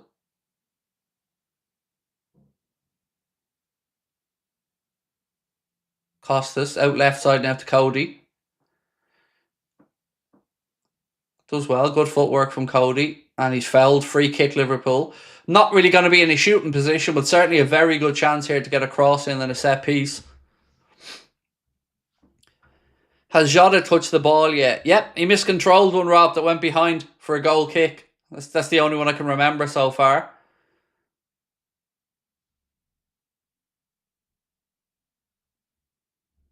Gakpo's looked lively on the left, though, to be fair. He made one incorrect decision where he shot instead of cross, but apart from that, I think he's looked quite lively out on the left. Chelsea holding a line about 2 yards inside their 18-yard box here. Costas over the free kick. Virgil's up, Kwanzaa's up. Diogo's hanging deep towards the back post, as is Gakpo. Here comes the free kick. Cross in deep. Virgil heads it down. Virgil hits it, after Jota heads it down, and Chelsea now clear. Endo has it back to Costas, who needs some support out there with him. Gakpo. Liverpool retreating in the wrong direction. Come on, boys. Trent. Elliott.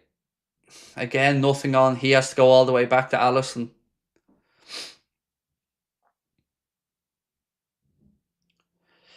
David said, do you think if Arne is back by the owners in the summer, we'll win the league again? We'll have a good chance, mate. You know, if we can get the right position sorted out, we'd certainly have as good a chance as anybody.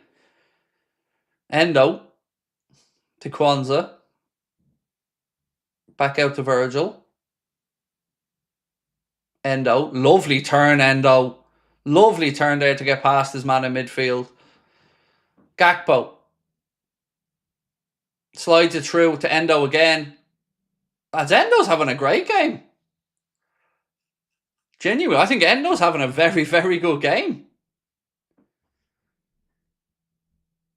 He's been much more dynamic than I'd usually expect of him. Like, he's taken on and beaten his man a couple of times. He's certainly getting into advanced positions. Oof, Liverpool nearly picking the lock on the way through there, and Chelsea clear their lines with Chalobah. Frankie said slow and boring game. It is what it is, my man.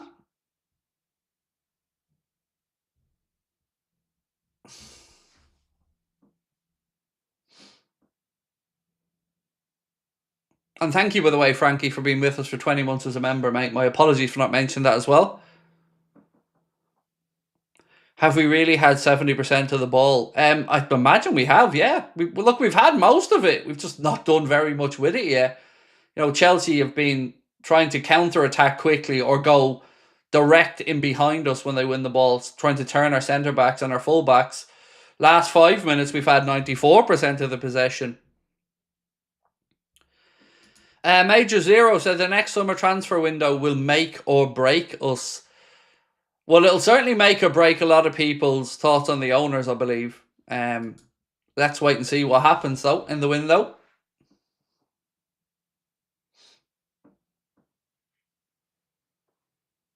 "27 minutes on the clock at Stamford Bridge. Still that Enzo Fernandez goal the difference.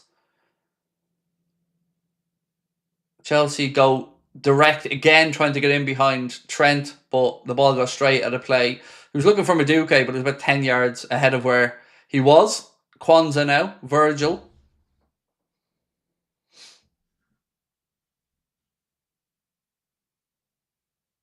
Kwanzaa to Trent.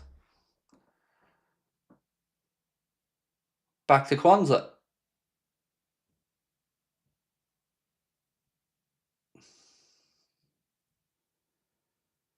Allison, back to Kwanzaa. Salah, he fires one in to Jones. Jones plays it out to Costas. Costas back in to Gakpo. Gakpo to Elliott. Endo. Trent.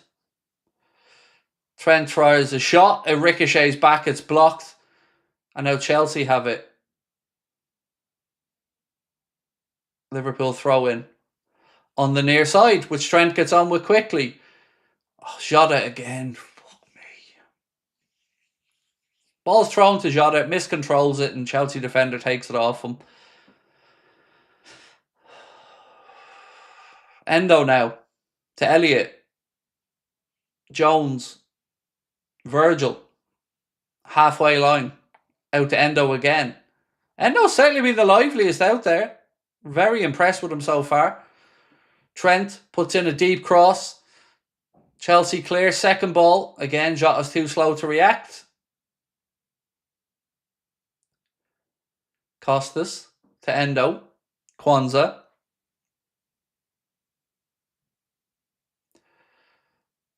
This time it's Salah who miscontrols and turns over the ball to Chelsea, who move it quickly into the left channel to Cole Palmer. Kwanzaa does well. Well done, Jarrell. Tracked him back well. Gave him a difficult angle and then blocked the cross as well. Well done, Jarrell Kwanzaa, on that one.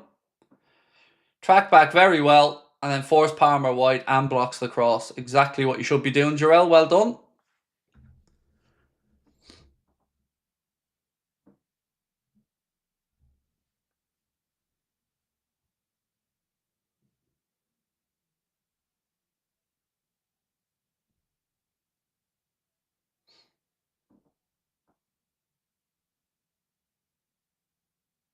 Travelling cop. Giving Enzo a bit. You love to see it. Well played, lads. Well played.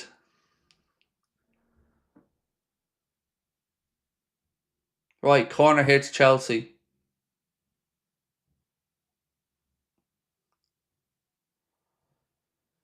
It's played into the near post. Strike by Neto, blocked, I think, by Elliott, and it goes behind for another Chelsea corner. So the ball was played into the near post. Costas, I don't know what he's doing, but his attempted half header is initially ricocheted into the path of Neto, hits the shot, it's blocked, and it goes behind, as I mentioned, for another corner. And same side again, Enzo to take it.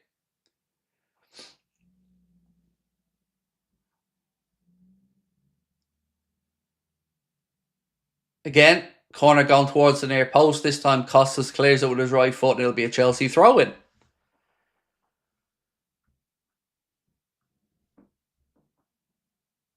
Can I ask a question to the chat? I'm not trying to be harsh. I'm just trying to be honest. Is anybody else getting more and more concerned about Jota as the games go by? Because I have to say I am. I don't recognise this Jota. Like, where's the old Diogo gone?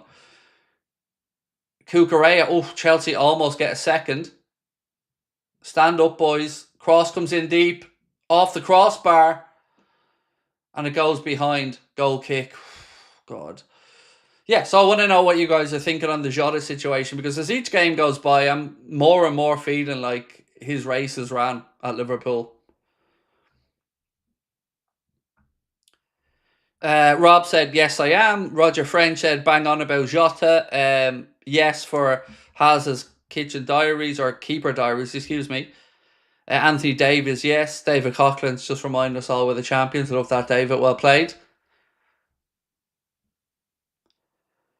Rory Swain said, yes, sadly, I think he needs to go. Roger Dean said yes as well. Yeah, and I would be with you, man. Sadly would certainly be my phraseology as well, because this is the first real season I felt like Diogo's dropped off. I've always had the injury frustrations, but never questioned his ability as a football player or a striker before, but just don't recognise this version of Diogo at the minute.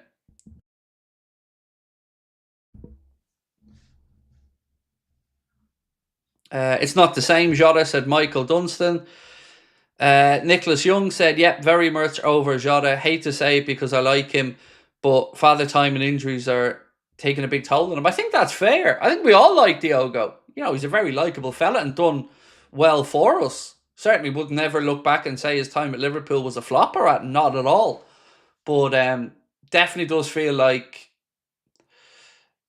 it's the right time to move him on.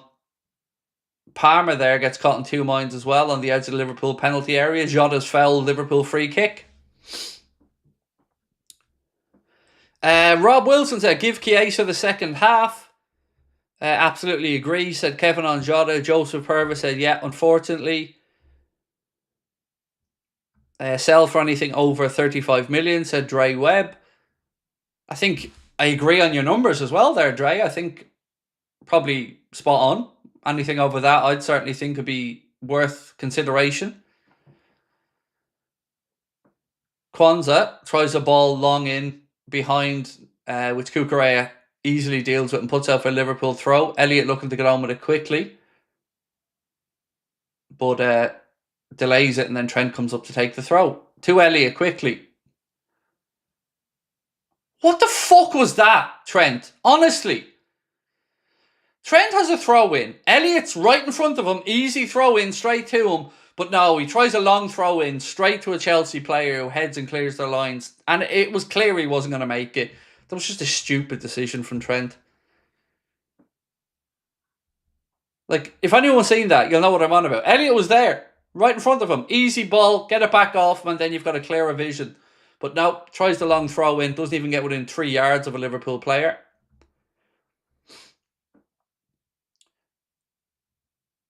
Ricochet here to Jota, edge of the box, rolls it out to Trent. Trent goes out to Salah, wide right.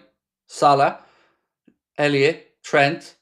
Trent goes a deep cross, which Pedro Neto, tracking backwards, puts behind for a Liverpool corner on the far side.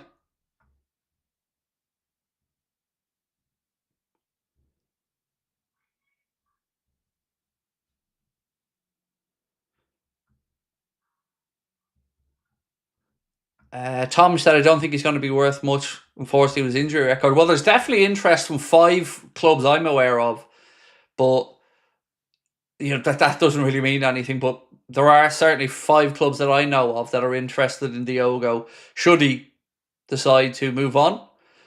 Right, corner here to Liverpool. Fired in. Virgil competes with Robert Sanchez, who gets 2 hands on it. Cucurella, ball inside. Look at the space now. Enzo. Cole Palmer now. Inside the centre circle. Chalobah. Colwill. Chelsea's turn now to just keep the ball and move it around for a minute or two.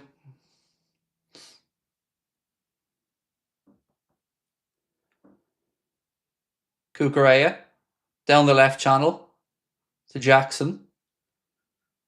Fernandez looks for Jackson again. It's overhit though, and it goes behind for a Liverpool goal kick. And Nicholas Jackson looks frustrated by that one.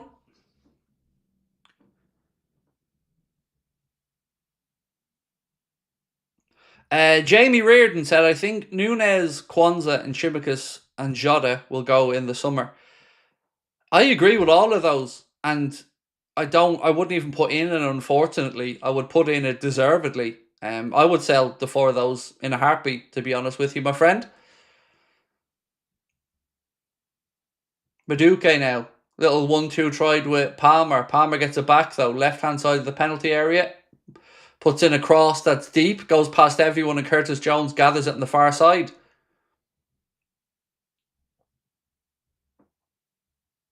Jones, Costa, Alisson, Virgil to Costas. Liverpool trying to play out. And end up giving away a free kick. Free kick Chelsea.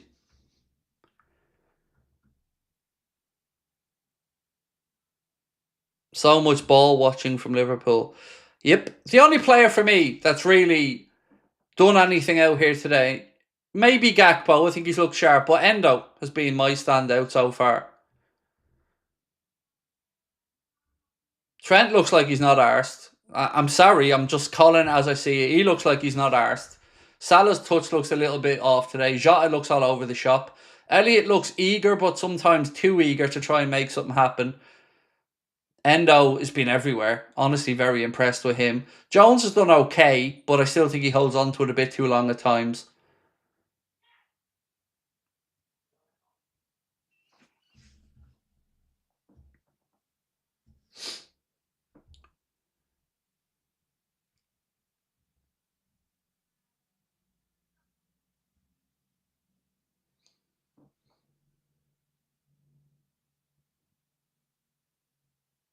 I mean, I think it's a bit too overly dramatic here, Mohammed.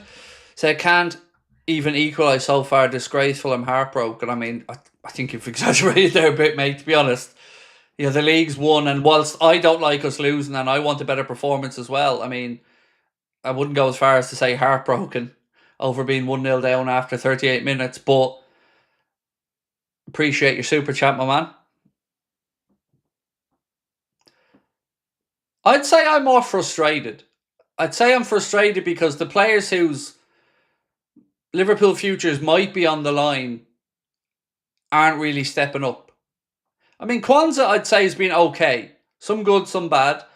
Elliott has disappointed so far, although it's not from a lack of effort. Jota's been shocking. Jones now. Jota out to Salah. Salah squares it across the Gakpo. And again, Liverpool sometimes overcomplicate our attacks. Costa's now out there, of course, brings down Pedro Neto, who doesn't seem to be able to stand up.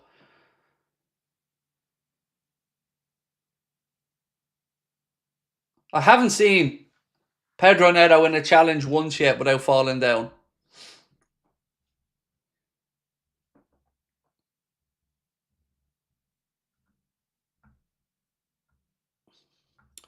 Right, let's get through some of your comments. I think...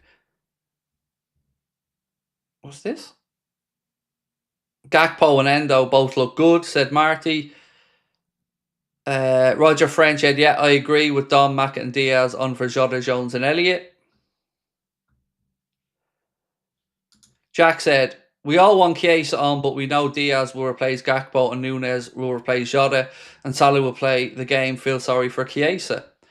I feel really sorry for the Chiesa situation, mate. I'm with you. You know, we keep hearing about that Plymouth game, but like he's not going to be able to put that right if he's not given minutes, is he? So whatever about hearing Chiesa, the coaches were disappointed with him.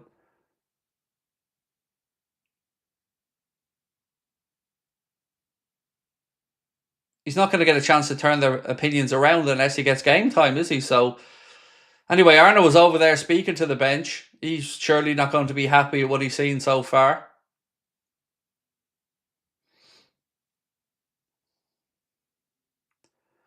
We try a crossfield switch from left to right. It's overhit. Salah can't keep it in. It goes out for a Chelsea throw-in.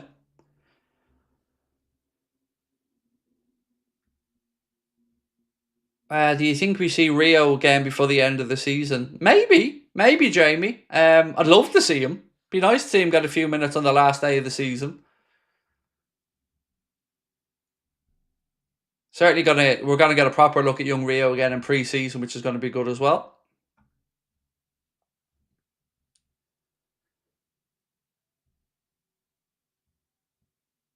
Chiesa does well, wins his header. Liverpool then lose the ball. It's with Cole Palmer, centre of the park. He goes out to Neto. Neto up against Costas again. Cuts inside into his left foot and hits the side netting. He's very tricky, isn't he, Neto? He really does run a blistering pace. So Costas is isolated out here one-on-one with Neto. Gets inside into his left foot and gets an early strike away, which is 6 inches. For us, the right side of the post. For him, the wrong side of the post. So that could have easily been 2-0. And again, it comes from us turning over possession and Chelsea countering quickly.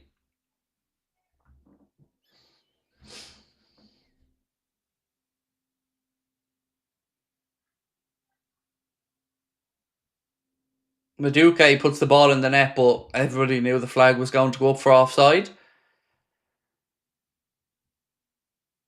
I think it was Jackson initially. Let's hope Kwanzaa does hold his line.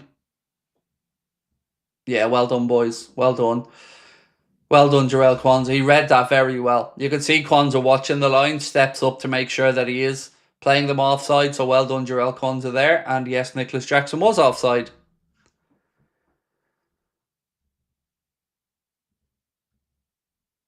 That was good from Kwanzaa. Could have easily dropped deep and got sucked in, but didn't. Read the situation well. Credit where it's due.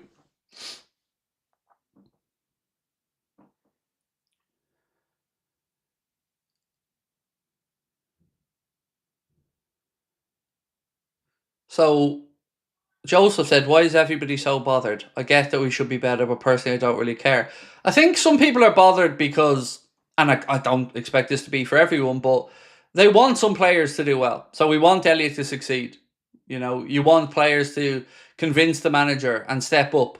And they've got their chance today and they're not really doing it. And I think that's where the frustration for some people comes from today.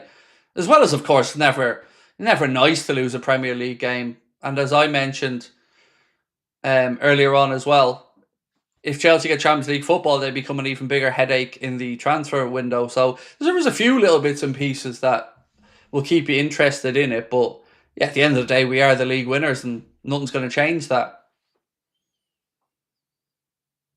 And I never want to see Liverpool lose a game of football. And I despise Chelsea's fan behaviour on occasion as well. So there's a few reasons for me that I don't want Liverpool to lose this game. But it feels like it's vindicating Arne's decision not to play some of these guys throughout the season. And the real Johnny Sin said, it hurts to lose. It ruins the week, especially if we play once every 7 days. Yeah, that's a fair point as well. You know, it does. You wait all week for a Liverpool game now. We've got one a week. And look, the league's won, but you want us to still continue to win and look good. So, look, I think you all have very fair points on what it means to you and what it doesn't. But either way, I think we can all agree you don't want to see us lose a game of football.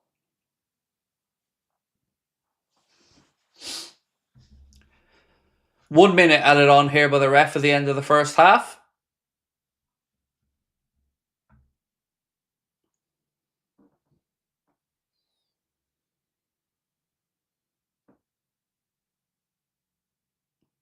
Virgil. Costas. Almost gets Cody Gakpo in behind, but Chelsea come back and win the second ball. Lavia turns in midfield.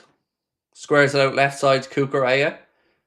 20 seconds to go in additional time here. Cucurella cuts inside to Nicholas Jackson. Back to Caicedo. Cole Palmer. Into Jackson. Liverpool get bodies back. Ball played to Alisson. It's cleared and the ref blows up for half-time. And at half-time, it is Chelsea 1, Liverpool 0. Enzo Fernandez with the Chelsea goal after 3 minutes. Why is Neville always commentating on our games? I know. I needed to know. I was only thinking about that last night.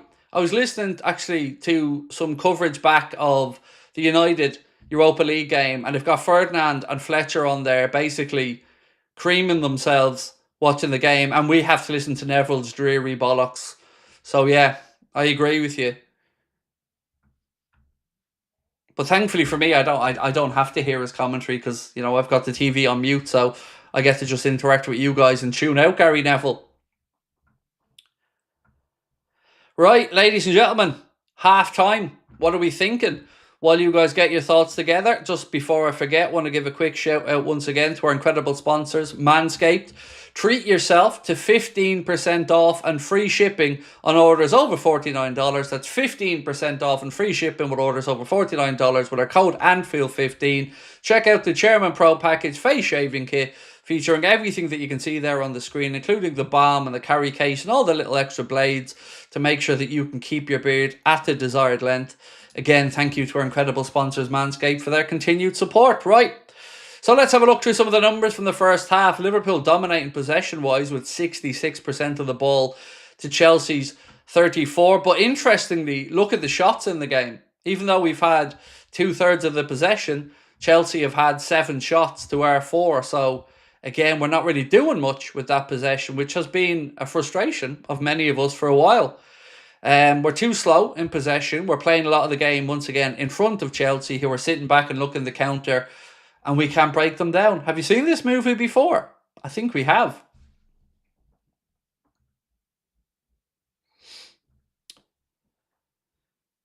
Craig, I think Kwanzaa has been our best defender. I agree, Stephen. He had for me a shaky-ish first 5, but as the half went on, I think Kwanzaa has certainly stepped up. I'm still not convinced by him, I can't lie, but certainly has done some good work in that half.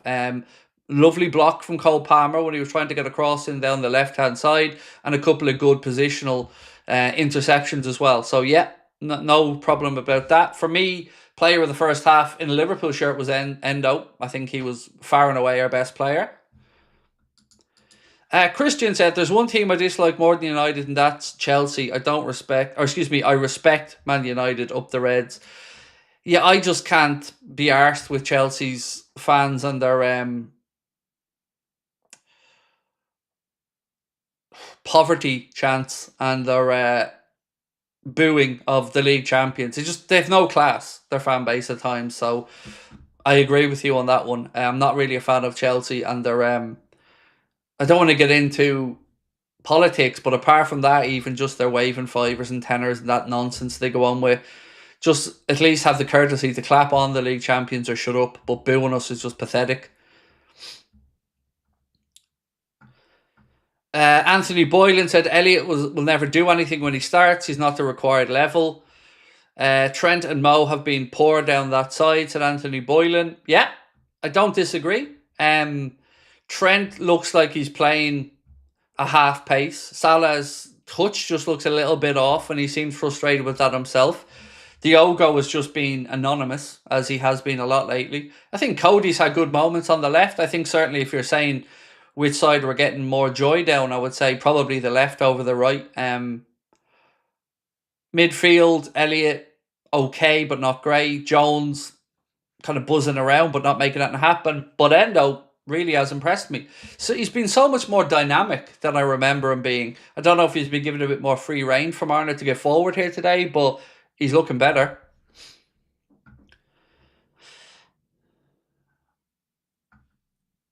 Because of who do you think we conceded? Bring Chiesa on. I don't know who didn't track the runner, is the honest answer, Ivo. I've looked at it. It's not on Trent, because he has 2 men. He's got his man at the far post, and then there's the late run. It's not on Kwanzaa, because he went across to cover the man on the left side, or the furthest across. So genuinely, I don't know who didn't track the runner from midfield. I don't know whose job it was. But everybody that was inside our penalty area were taking a man each, and then they had that late third man run from Enzo. But again, I don't know who to blame, because I don't know who's supposed to be tracking the run.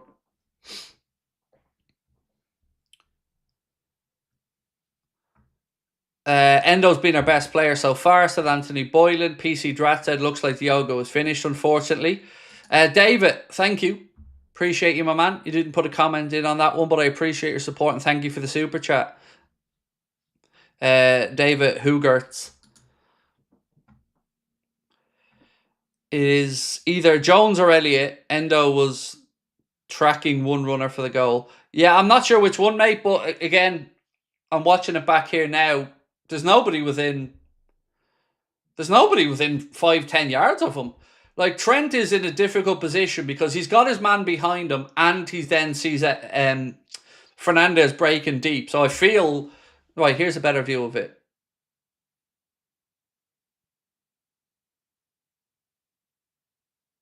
There's nobody. There is just absolutely nobody there. There was nobody. Endo goes out and ends up, I think, taking Palmer as he cuts inside. So Endo comes across to Cole Palmer. There's a huge gap in the centre of the park, and you can see there wasn't a Liverpool player within 10 yards of Enzo Fernandez as he made the run from midfield. There was nobody. Like, genuinely, there was a huge centre of the pitch size hole in Liverpool's midfield, and nobody tracked him or even made an attempt to track him. JFT97 Toronto said Elliott was quiet. Jota is still off it. Replaced with Chiesa, decent with possession but not creating it. And Chelsea playing us on the break. Yep. And often at times their counter-attacking breaks have been ones where we've given the ball away with a loose pass. Victor said, "You think Forest will make top 5? I'm unsure. They're making very difficult work of it at the end of the season. Yeah, they're definitely having a wobble." Mohammed said, "Maybe these players such as Elliott, Jones, Chiesa, etc. are not starters, but they are surely good enough as rotational players which Slot should have used to play more often." Disagree. And I'm going to try to explain why. Every player in our squad, in my opinion, should be thinking of themselves, and we should think of as a challenger for a starting place. There shouldn't be any dead weight, except defensively. Defensively, you'll probably have a more settled back four. So you would probably expect to see most of the same defenders. But when you get into the midfield and attacking positions, I think we have enough there that you should be feeling the pressure of players who are breathing down your neck. And we should, as fans, expect there to be no noticeable massive drop-off when we change these players around. So I kind of get what you're saying, but I do think it's just highlighting Arne's belief that these guys aren't good enough and they're not doing much to convince them. That would be my take on it, Mohammed, anyway. But I want a squad of players that I don't really think of as, oh, he's a backup or he's coming on. I want everybody to be competing for a starting place. But that's, I guess, just my idealistic scenario.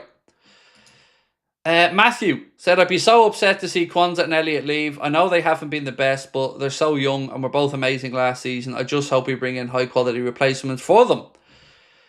So I definitely would say there's no 100% confirmation that Kwanzaa is going to go. I think it might come down to what level of offer comes in at what point of the window and what Liverpool's potential replacement options would be.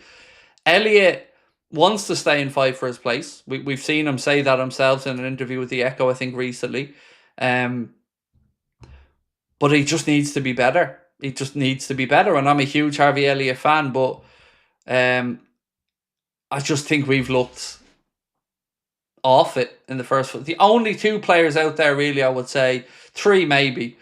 Endo, Kwanzaa's done well as the game's gone on, and I think Gakpo on the left has done okay. That's pretty much my... Everybody else should be doing better. So I think we'll all agree on the Jota stuff. I'm seeing loads of comments saying Jota's offered nothing. Needs to replace Jota with Chiesa, said Dave. Nomad said he's offered nothing. Ken Gordon said Jota 1 goal in his last 470 minutes of playing. Exactly. Why not give Chiesa the chance? This is the one thing I think we're all united on it right now. We're all together on as fans. The fact that Jota is stinking the gaff up again and will probably come out and start the second half, I do not understand. Because Chiesa should get that chance. Simple as that for me. And I agree with you all on that. It just feels like mistreatment at this point. So Squawka has... Here's a stat that Mark has sent me, and thank you, Mark. Diogo Jota had fewer touches than any other player in the first half with 12 touches. So, again, stats kind of backing up what we're seeing with our own eyes here. It's another nothing display from Diogo.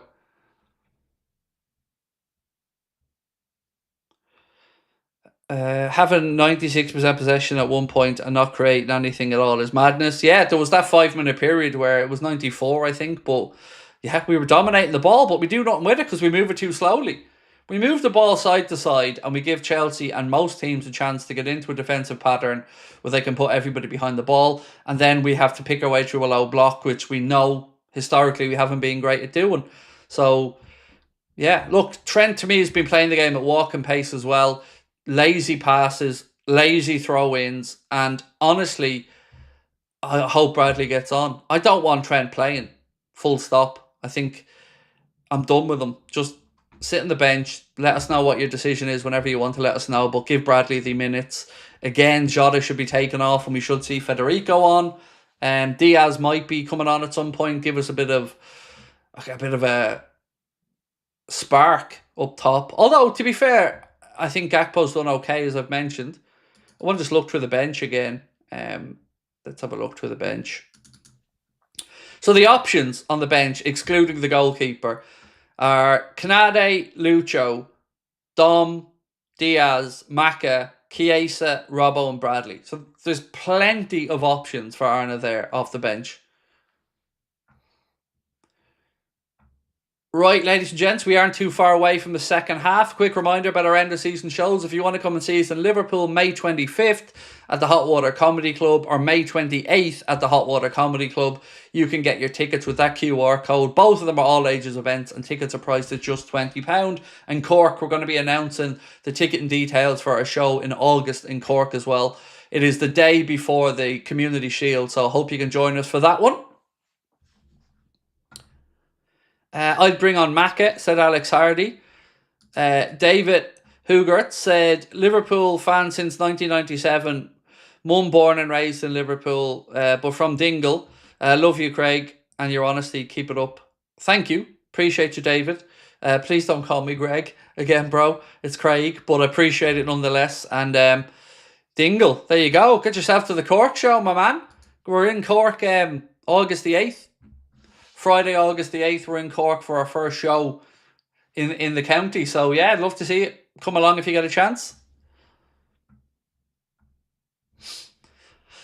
Lewis said, fans saying we've nothing to play for are all our clowns. Well, look, each to their own, you know, but I get where you're coming from. I never want to see Liverpool losing a game of football, no matter what, whether it's a five-a-side game, I don't care. I never want to see us losing. So I certainly understand where you're coming from, Lewis, but, you know, it is what it is. It's never nice to see us lose, is it? Mohammed said, did Jota play as a number 9 in Klopp's time? I remember him scoring goals coming in from the left. He played all across the front line. He played as a second striker at times in the hole. He played, off the right on occasion. Look, wherever he's playing, he just looks off it, Diogo. He's got, I guess, a handful of games left to convince the manager, but honestly, I know James Pearce said it's unlikely Jota goes or something similar to that effect, but I honestly think he gets sold this summer.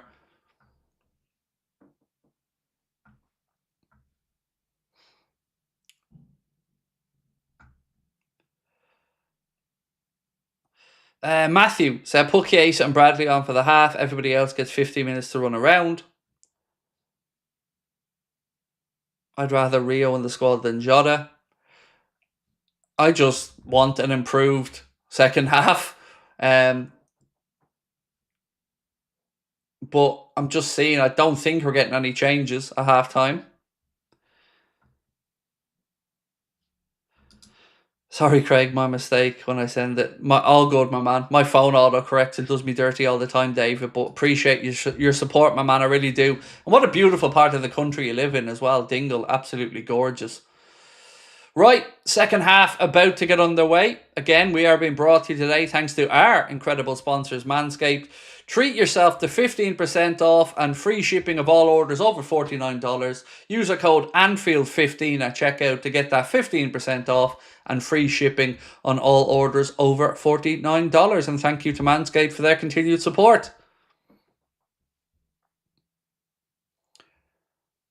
Right, the lads warming up for the second half. No changes.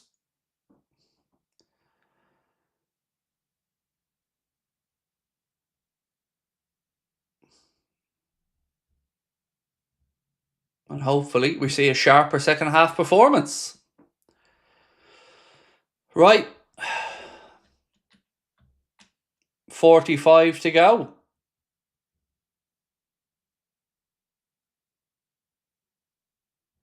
And we are underway in the second half. Ball goes back straight to Robert Sanchez, who launches it long out right-hand side, where Virgil wins that header, but the second ball then breaks to Caicedo, who goes back to Sanchez. Alex said that's the fastest I've seen Trent move all afternoon.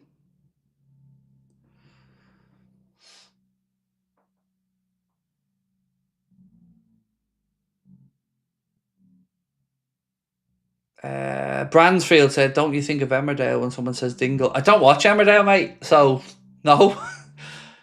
I've never watched. I've watched Coronation Street and a few others, but yeah, never watched Emmerdale. Right, Endo to Kwanzaa, and again it's back to Virgil across to Costas. Ball into Endo. Endo out to Jones. Endo back to Virgil. We spend 2 minutes moving the ball and we're back. We're in the same position we are. Like, it's so frustrating.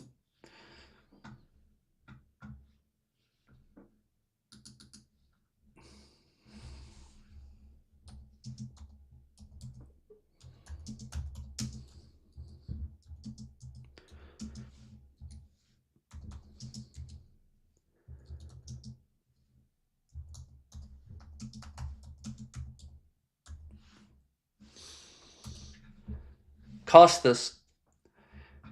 He loses out. Palmer now spins past Shota, who pushes him to the ground. For fuck's sake.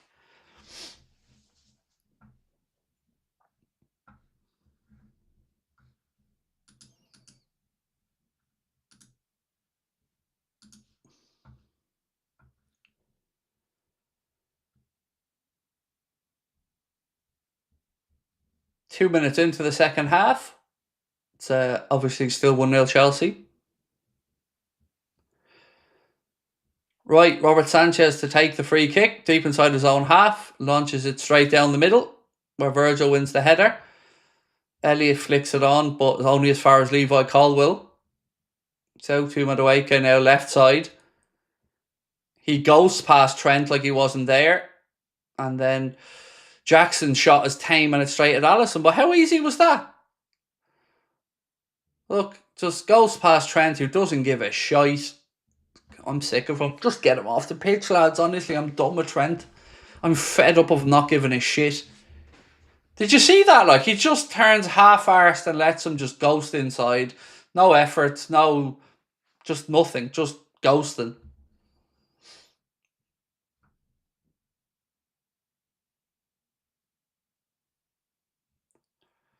Salah now.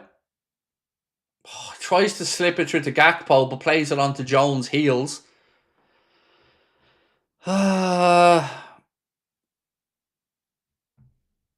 Chelsea now on the attack. Kwanzaa's turned. And eventually Liverpool clear it with Endo. David said, get that sausage, Gary, far away from commentary. I pity everyone having to listen to him, honestly. I do. My sympathies to you all.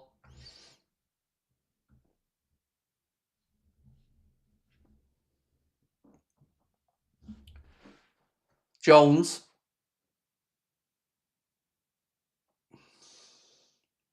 Am I seeing this wrong, by the way? Because I'm aware that sometimes when I know a player is potentially leaving, I start being overly critical of them. But am I alone in thinking that Trent is just strutting around the place and not playing at 100%, not looking like... Or do people think similarly? Because to me, he just looks like he couldn't be bothered out there. Look at that again! Look at that again! Fucking... He stands there like he expects the ball to go out of play and it goes past and his man is on the run down the left side again.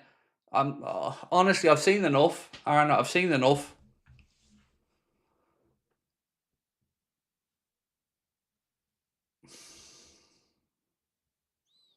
Salah now.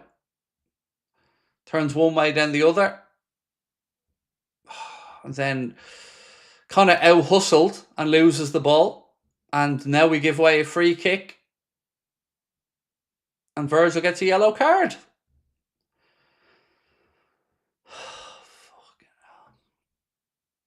I haven't seen Trent sprint yet, said Ben. Well, he sprinted back there after he lost the ball by just watching and thinking it was going out of play.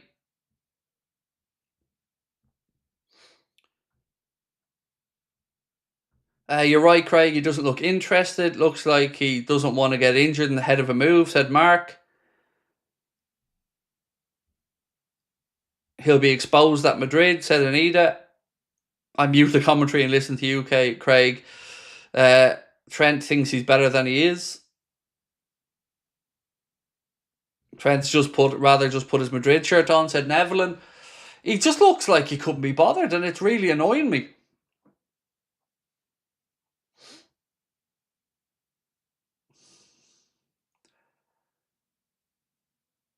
Right, Chelsea tried to get on with the free kick quickly, but they overhit it and it goes out of play for Liverpool throw-in. 6 minutes into the second half, still Chelsea with that 1-0 lead.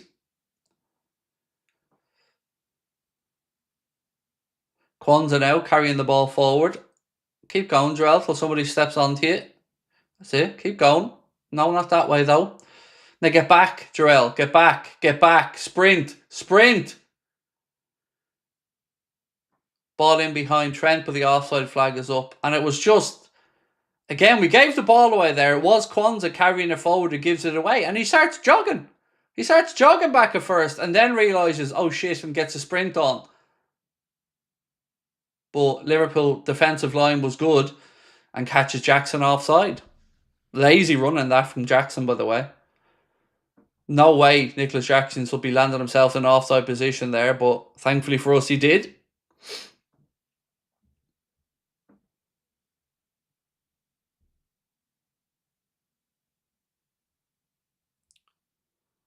El Harvo said Trent versus Rafinha could be a generational hate watch next season.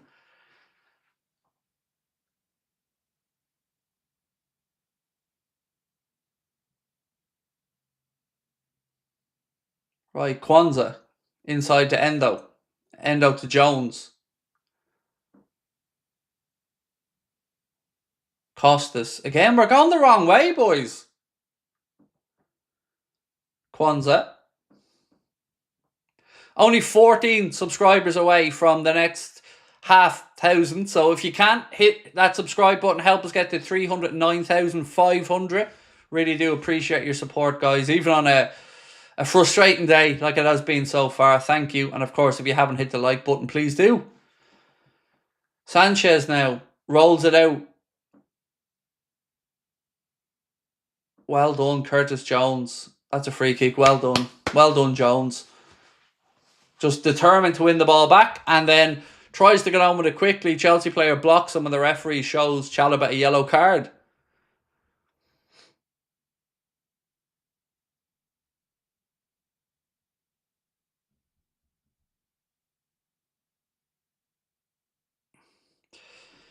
Joseph said, Craig, I understand the chat's frustration, but please, some of these spoofers spouting shite. What the fuck do you want me to do about it? I'm not them.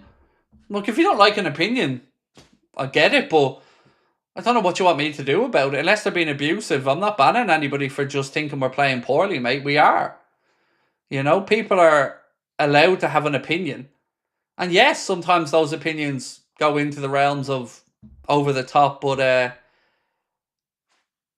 you know, people are free to say what they want to say as long as they're not being abusive. I'm not going to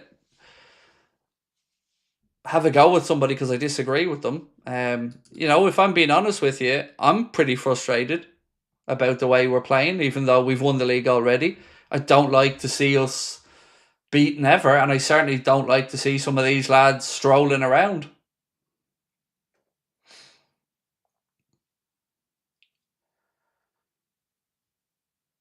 Jota again giving away another free kick there. All he's done is give away fouls and lose possession. Look, I'd be a lot happier if Jota and Trent were just taken off at this point, because the two of them are just, I feel, just adding to our frustrations. Just Jota, he's done nothing in a proactive sense. All he's done is given away stupid free kicks, lost possession, and Trent just looks like he couldn't be bothered. Costas heads it back into midfield where Jones loses his footing and gives the ball to Cole Palmer.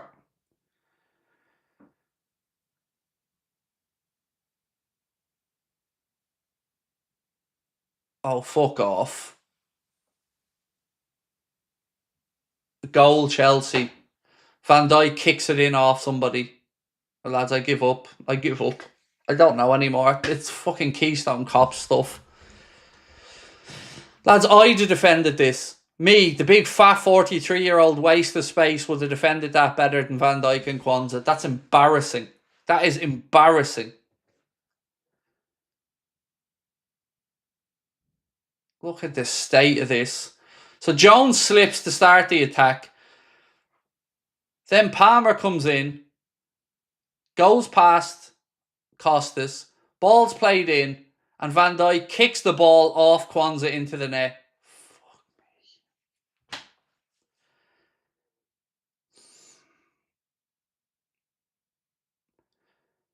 He literally kicks the ball off his own man into the net. Jesus Christ.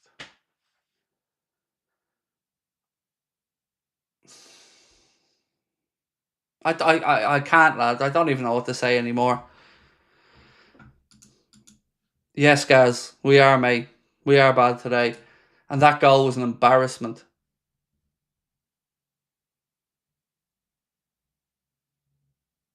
Here comes the changes.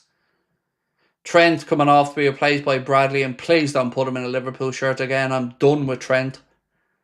Yeah, you strolled around like you fucking own the gaff, Trent. Now fuck off to Madrid, mate, because this is pathetic at this point. Bradley's coming on. Darwin's coming on for Jota. I mean, this really is just... I don't... Like, this is Arne saying to Chiesa, you're not getting a game. Full stop. So Darwin on for Jota and Bradley on for Trent. And I honestly don't want to see Trent playing again. I'm done with him. If you think you get to stroll around like that in a Liverpool shirt, then I give up.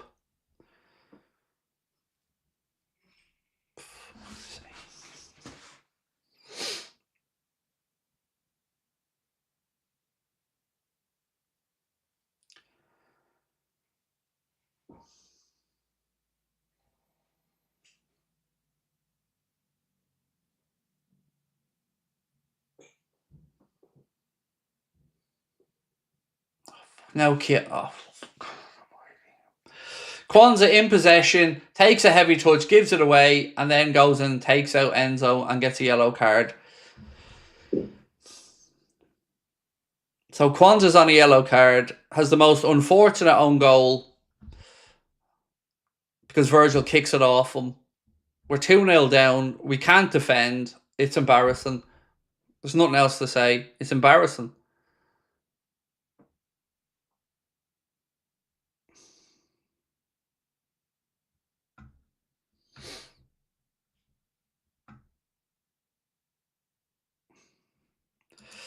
Gaming Gaz says, Trent is another Rashford, lazy. Do you know what though, Gaz? In all honesty, I don't know what Trent thinks is going to happen when he goes to Madrid. Because if he thinks we're going to give him grief, or are giving him grief, what he's about to get in Madrid is going to be infinitely worse.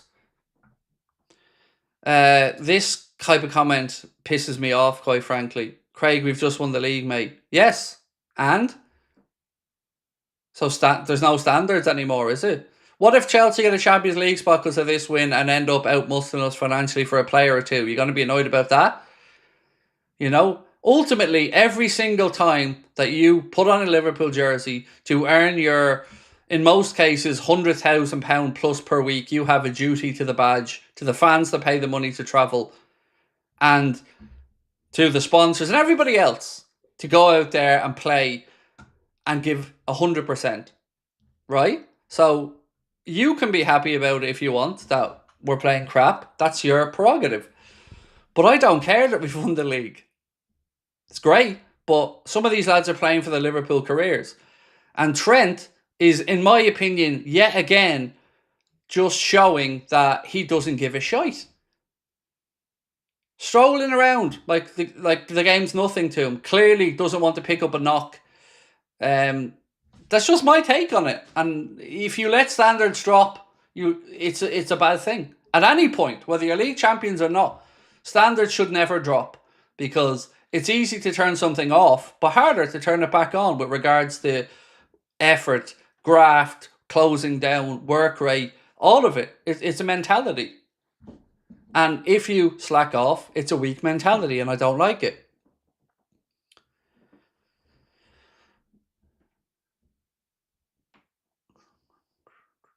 And especially against these fuckers as well. You're all poor from Liverpool clowns that wave fivers and tenors around and boo the champions onto the pitch. Losing to them doesn't sit well with me at all.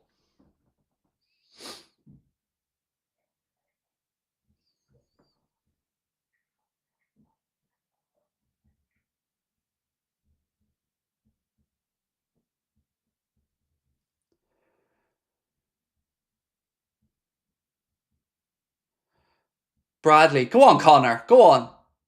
Unlucky, pulls it back, trying to find Salah, underhits the pass, but already showed more regression in that one move than Trent has in the entire game.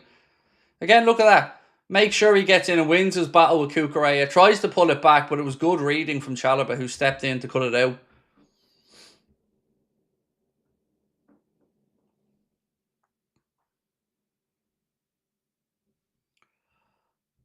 Did I miss something here? Yeah. Mohammed said, I know we've won the league, but we can't be so lackluster. Can we? I would say no. Absolutely not.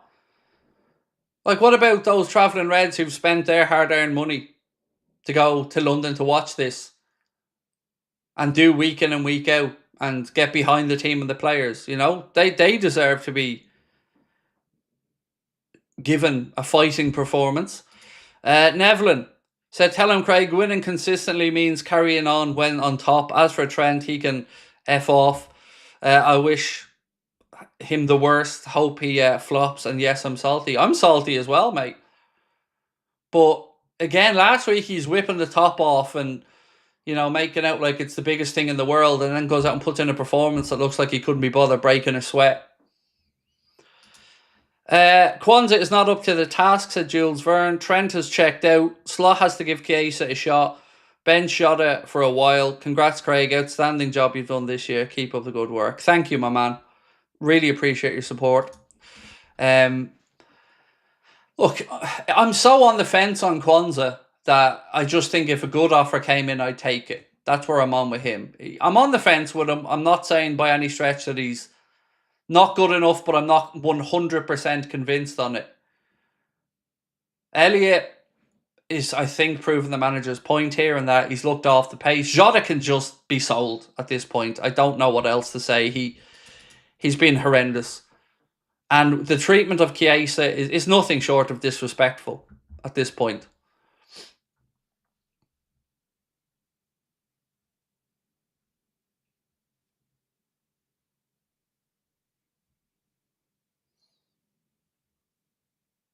But to be fair to Arne, right, if I was to pick two culprits that should be taken off, it's Jota and Trent.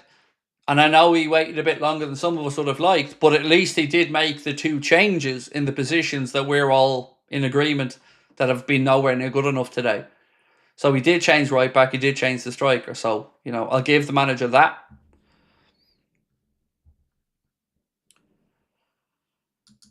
Andrew said midfield's been below par. We need depth. Well, look, to be fair, I don't think Endo has. I think the other two, Jones and Elliott, certainly, but I think Endo has gone about his business all right today. Fraser said Jones plays like he's the best on the pitch.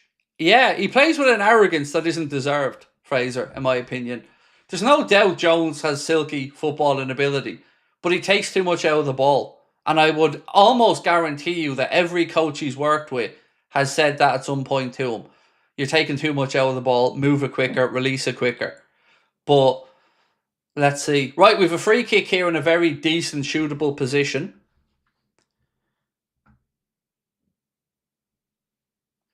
Paul said, hey Craig, your honesty and insight's legendary, mate. Thanks for the channel. You might remember me and one of your biggest fan, young Alfie. We're coming to your show May 28th. Can't wait. Oh, that's awesome, Paul. Please do let me know when you and Alfie come up and say hello. Liverpool free kick there from Elliott, drilled straight into the wall and cleared by Chelsea. Please do come up and say hello. And of course, I remember young Alfie, Paul. I'm delighted you guys can make the show. Thank you. Appreciate that and can't wait to see you guys on the day. Gaming Gaz said, United fan, I can see another flop transfer season going to be wasted by FSG. It better not be, Gaz. It better not be, because we didn't learn our lessons after winning the league the last time, and we didn't go out there and strengthen, and we can't afford to do that again. Ball in. Oh, how have we not scored? How have we? It's good defender from Colwell. That should have been 2-1. Gakpo does really well. Cuts inside, plays a beautiful ball in, and it's just a diving header from Colwell. Gets there ahead of Darwin, and it's a corner to Liverpool.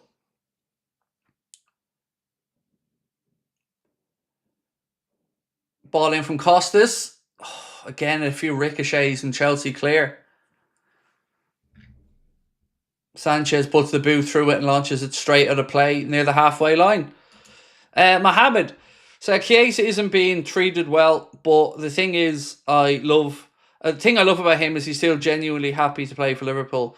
I think we would all agree with you on that, Mohamed.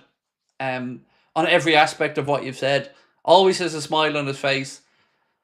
Never looks like he's complaining or throwing his toys out of the pram, and definitely hasn't been given enough opportunity. So I agree with every single word you've written there, my man. Virgil to Costas.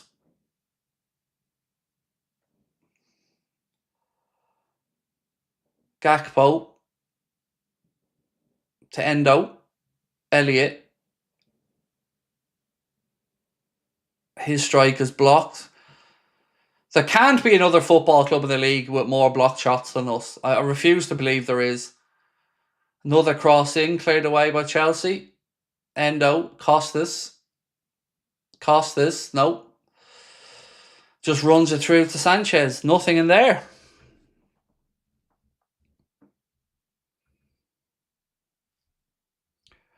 Right. We're about to get McAllister and Szoboszlai on.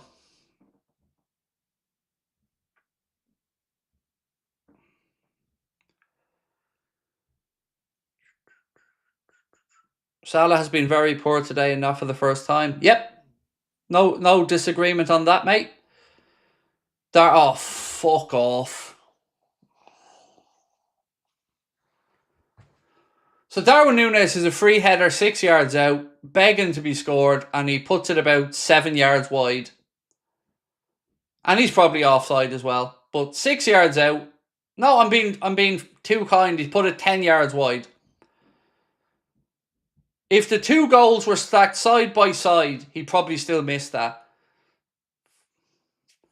The sooner the better this lad leaves the club. I'm genuinely...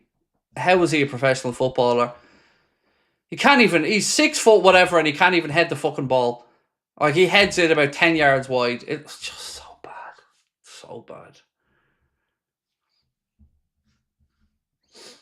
So McAllister and Szoboszlai on. Elliott off. Was it Endo with the other player? I think Endo was the other player that went off.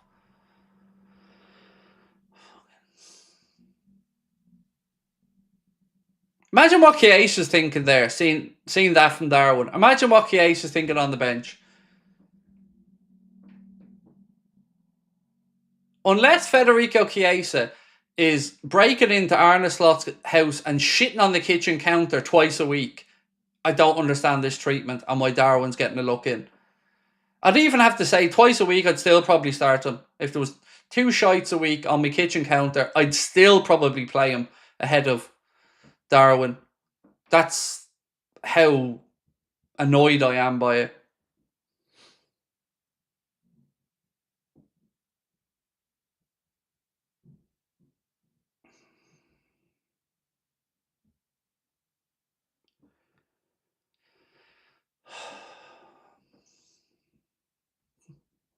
And yet our manager rewards him by keeping playing him. I give up. I give up.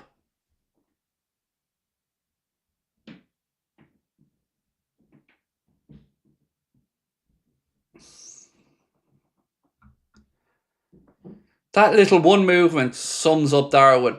Probably offside and doesn't know what to do in front of goal 6 yards out.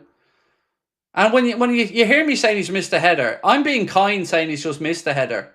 What I actually mean is he's missed the header by about 12 yards, 10 to 12 yards, from 6 yards out, dead centre.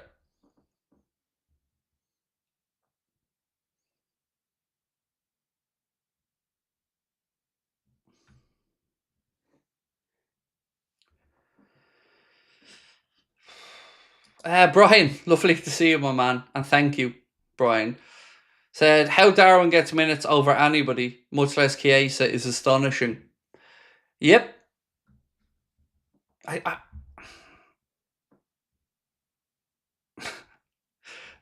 can't disagree, Brian, but like, why isn't Arne being pressed over this? Why isn't somebody saying to him, mate, come on, you're putting on El Burro over there instead of Chiesa week after week, and he's doing nothing other than digging the hole deeper and making his Liverpool career even more laughable. Like, this comment here is genuinely true. The header was closer to the corner flag than the goal.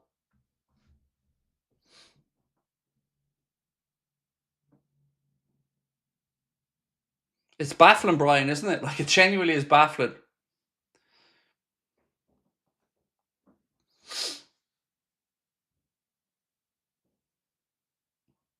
No doubt he'll have a strop on social media again and it'll be Liverpool fans' fault.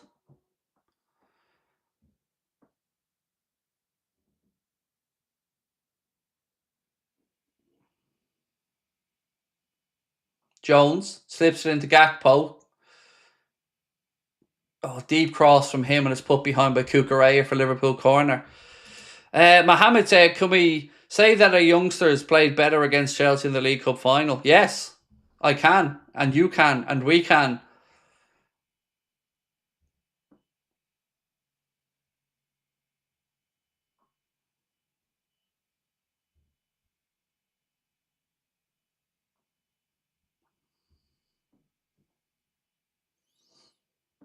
Cross in from Costas. Again, goes all the way through and we don't get a touch in it and Chelsea are clearing it with Enzo Fernandez. Again, look at that. Chelsea turning defence into attack. It's like watching us under Klopp. And thankfully, we just about got a last-ditch challenge in to displace the ball from Neto. Harvey James said, all of this still no Fede. Yeah, for a little reason. I agree. Mate, every single person in this chat, I would say, agrees with that comment and everybody else's comment about no game for Chiesa. It's a disgrace. David said, that little flick from Maka just shows the difference. Yep. These players, the likes of Elliott, the likes of Darwin, Jota, they've just underlined the manager's reasons not for playing them today. And I hope people agree with me on that. There's no more feeling sorry. You get your chances, you take them, and they haven't. And why was Endo taken off? Like, if there was a player on there that was actually at least looking lively, it was Endo. But yet Jones somehow survives and stays on the pitch.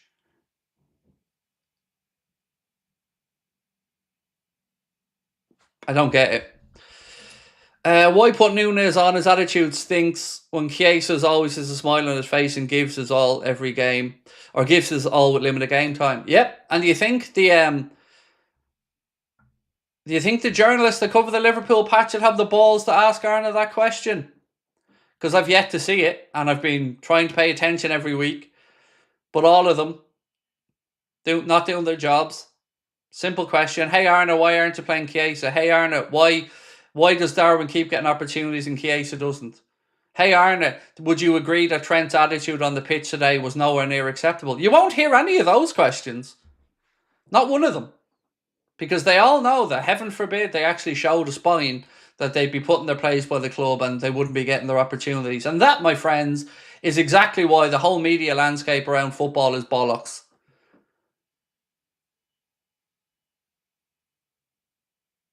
Because they get told what they can and can't talk about at times. And the fact they even let that happen, to me, is an embarrassment for journalism. And then they all cry their little eyes out and start moaning at us when we call them out for it. At this point, I rate Balotelli better than Núñez.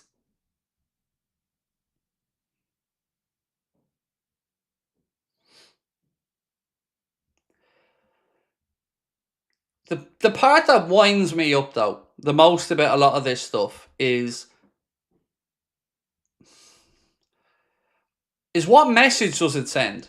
Like, we talk about standards all the time at a football club and a club like Liverpool. I don't know what message it sends when you're rewarding the likes of Darwin and Trent with minutes. I don't know what that sends. Like, it doesn't matter that you belittle the club on social media. It doesn't matter that you spread false accusations about why you're not being played. I'm still going to play you. And meanwhile, Federico, who every week has a smile on his face and hasn't complained publicly once, we get told that he doesn't play because he had a bad game against Plymouth.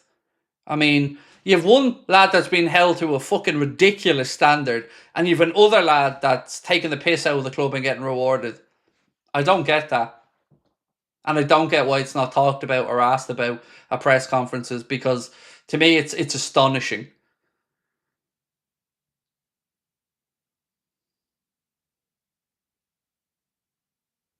Soboslai, Tamaka, out to Mo.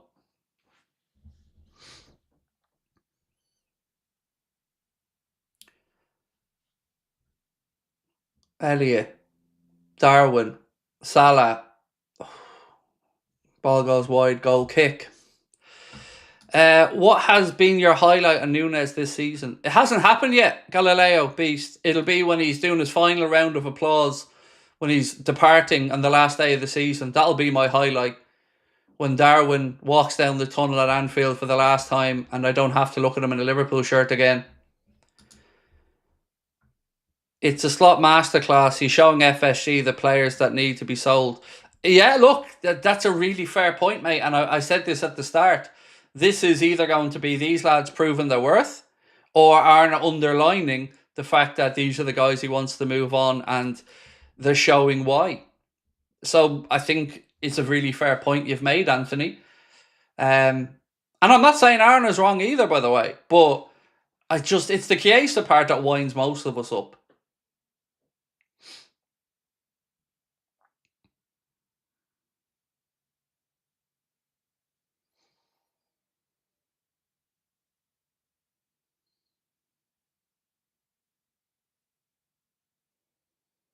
So 12 minutes plus stoppage time to go. Virgil to Costas. I agree with this as well, Brian. The Plymouth excuse is just BS. He played with a bunch of kids. Yep, I know. It's a nonsense excuse. And he, like, as many people have pointed out in the comments as well, it's hardly like he was the only one that played poorly against Plymouth. But if that's it, if that's your one chance and you get it, then what is the point?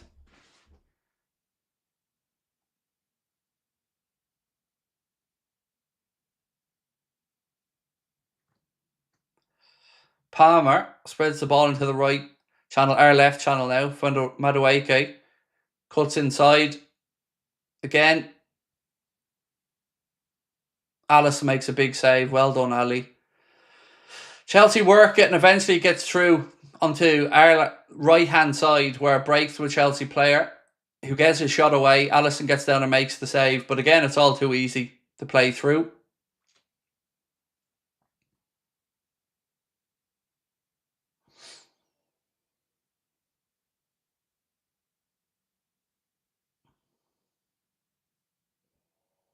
Good save. Good save, Ali. It was Jadon Sancho with the strike. Yeah, and again, Ali does well, gets down, makes the save.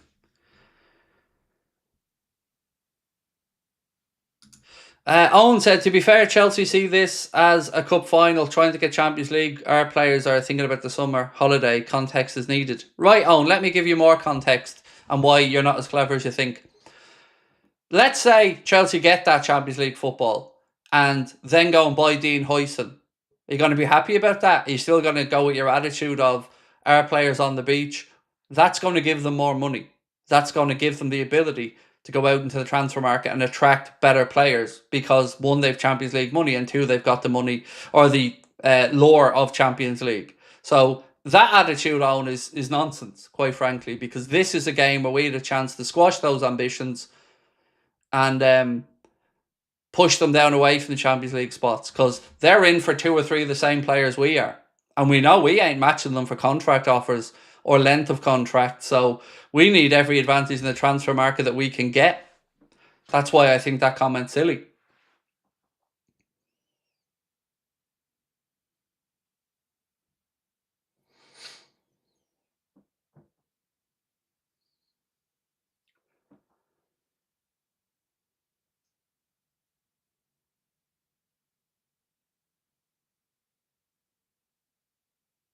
And also, again, are the players going to refund the travelling fans who spent their time and money to get down to London to watch the game, to book into hotels or to get travel, to pay for the tickets? You know, there is a level that is required to wear the Liverpool shirt, and effort is one thing that's, a lack of it is unforgivable. And Trent today has been shocking.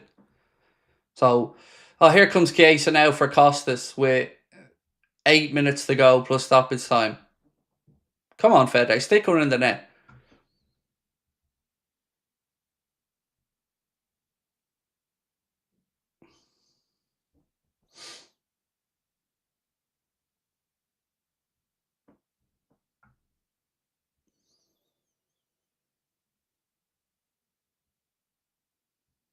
Kwanzaa to Allison.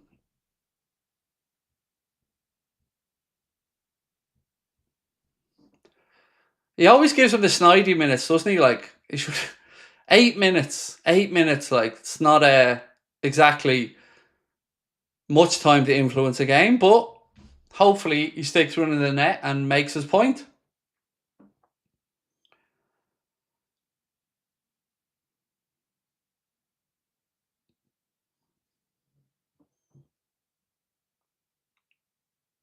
Maka into the left channel to Gakpo. Gakpo dinks one to the far post where Darwin forgets that he's supposed to make contact with the football and jumps past it. He jumped past the ball. Watch it back. Darwin jumps past the ball. Oh my God. Salah now. Another cross from him that's blocked. And he recycles it straight at a play. No, did he keep it in?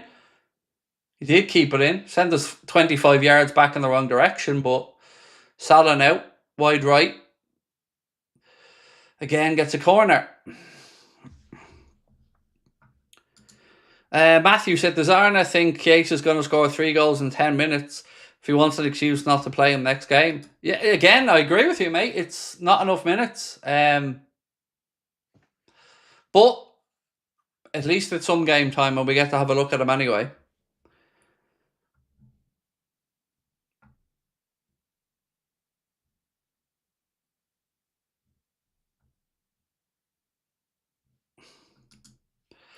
This times 100, mate. I'm going to leave it up on the screen and I'll read it out in a second. Bear with me. Corner, taken. Goal, Van Dijk header. Yes, Virgil. Cheers for the 105 quid. Thank you, Virgil, for at least making it bearable. So Virgil scores a header to make it 2-1 with 6 minutes to go. Corner in right-hand side. Virgil gets away from his man. Header past Sanchez. 2-1 with 5 plus stoppage time to go. Yes, Virgil. That's better. Good header. Good header, Virgil. Boom. Yes, more of that, please, Virg. Right, to get back to this, which I agree with, by the way, corner taken quickly. Chelsea fans have been singing racist chants towards Salah, have been disrespecting Scousers for years, and some people don't care if we lose to them or not. I know. And I've been at games at Anfield against Chelsea where they've been singing about poverty, waving money in the air. So I get it, mate. I get it. I don't like them one bit either. Mohammed said, Chiesa is always the last sub to be brought on. Yep. But look, at least we've made this interesting now for the last 5 plus stoppage time.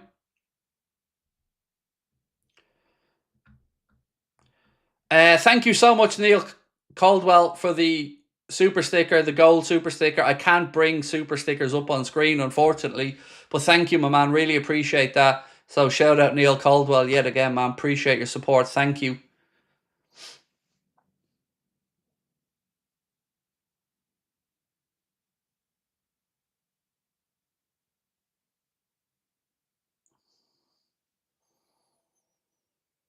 Right, boys. Come on. A late Scaldy equaliser be lovely.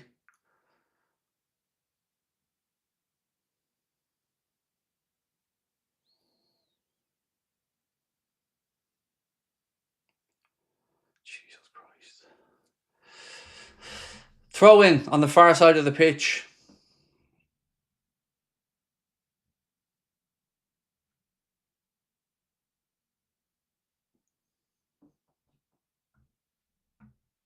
David said, finally something to shut Gary up. Yeah, the more we can shut him up, the better, David. 100%, my friend. Gakpo to Jones. Maka. Again, it just shows you when we bring on what will be more of our first team players, we can compete and show against anybody. So again, I hope this does show, Arne, that we need to be ruthless in the transfer market.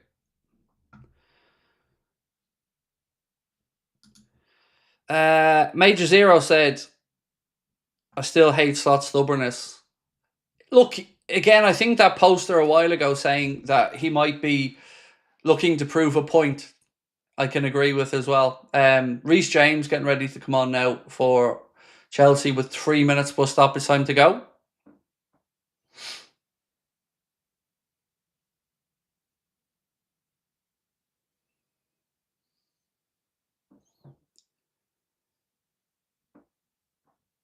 And I think he's going to be replacing Enzo Fernandez, who of course opened the scoring.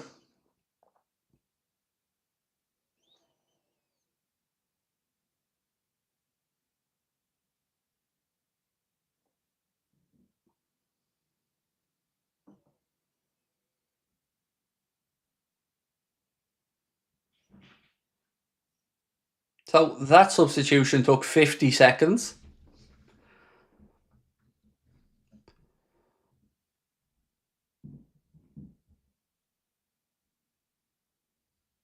Ball back with Alisson.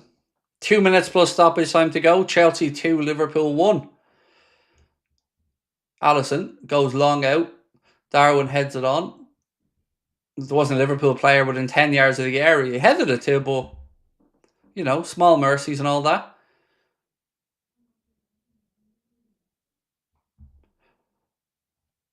Chelsea now on the attack. Down our right-hand side. Sancho. Well done, Bradley. Gets back at him. Dispossesses him. Already done more than Trent in the game. Salah, what are you waiting for that to come to you? Attack the ball. Salah again. That's just silliness. He's waiting for the ball and the Chelsea man nicks in ahead of him and wins it. Not good enough. He's been terrible today as well, by the way, if we're being quite honest. Chelsea corner now as we end into the final minute of the 90.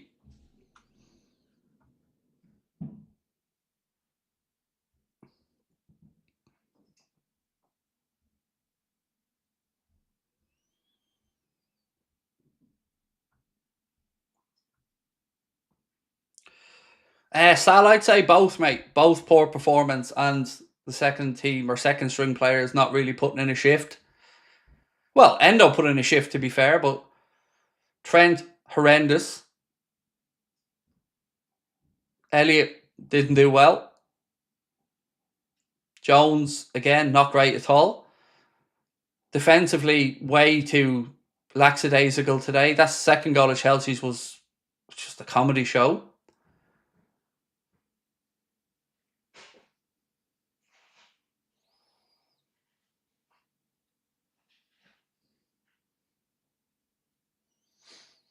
So anybody who's coming in trying to banter us, honestly, lads, what are you bantering? You're bantering the team that's winning the league. I don't care who you support.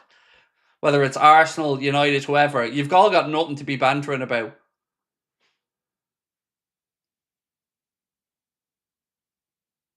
Because Arsenal will have another season of winning nothing. United praying that they can beat Spurs in a Europa League final just to get into the Champions League, to be knocked out at the group stage again. So I wouldn't be worrying about the banter from opposition fans. They just come into what a little taste of what it's like to see the champions play. I get it. It's understandable.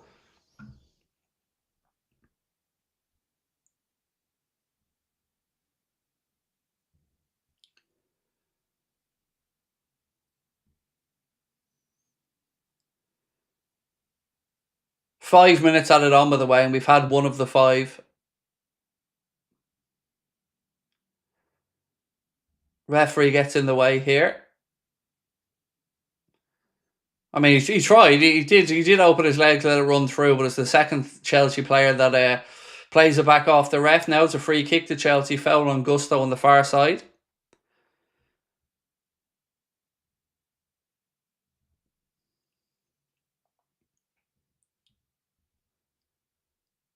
And by the way, any Arsenal fans in the chat, don't worry.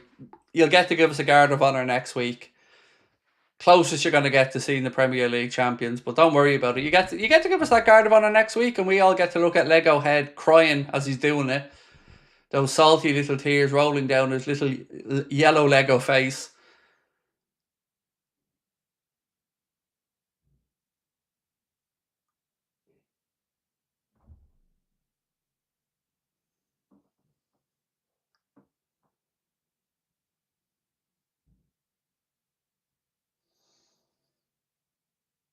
Right, 3 minutes of stoppage time to go.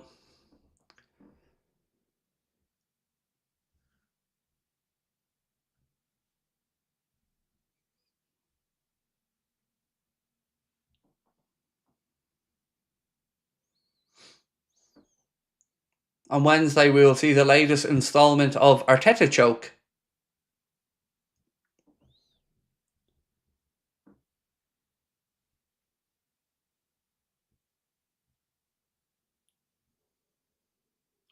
Salah has really been off the pace today. His touch hasn't been right at all.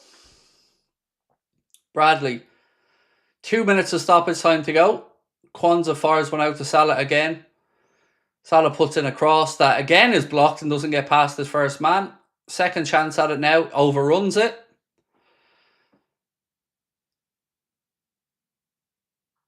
It just hasn't been Salah today. It just hasn't been himself. Oh, God. We're now playing balls off our own players and we're trying to play through balls. Well done, Jarrell. Well done, young man. Tamaka. Out left side to Chiesa. 90 seconds of stoppage time to go. Maka. To Kwanzaa. Connor Bradley now. To Curtis Jones. Oh, for fuck's sake. Curtis Jones just played a pass, aiming for Salah, but plays it straight to the Chelsea defender.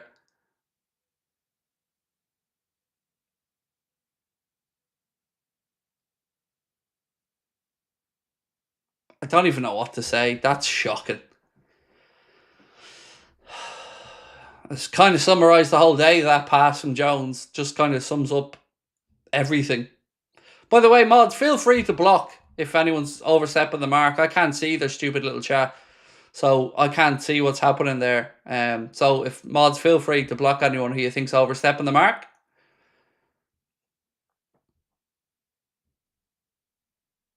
Oh yeah, there we go. Fucking Kwanzaa giving away a penalty now right at the end. Just sums it all up. That's an own goal and a penalty given away from Kwanzaa in one game. Szoboszlai plays a stupid pass, and then Kwanzaa challenges Caicedo, who, I mean, I don't know what to say, lads. I don't know what to say anymore. Penalty Chelsea. No arguments, 100% the penalty. Out of everyone we could have lost, it had to be them. Fuming. Thierry Henry can sleep well, known his assist record is safe, even when Salah manages to string a pass together, it ends up at Nunez. That, ladies and gentlemen, is another reason why I've been saying that I think Kwanzaa gets sold. Just not switched on enough. Now, look, it was Soboslai's stupid pass that put him in a terrible position, but I don't know what to say.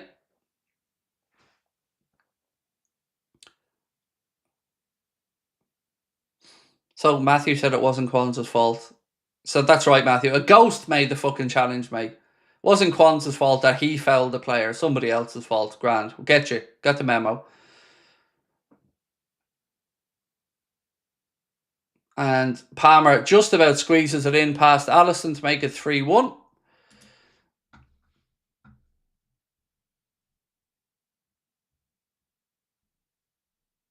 What can Kwanzaa do in that situation? Not foul for a player that's running away from goal. Have you ever played football, Matthew? Genuinely, because you've made some astonishingly naive comments during the watch-along.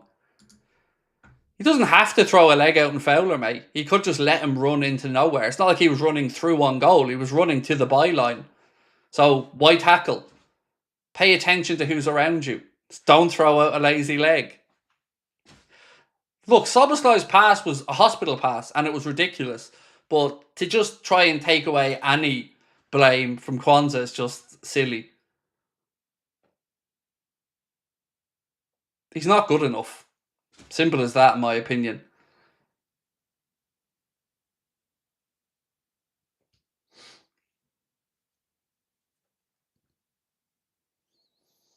Anyway, that will be that.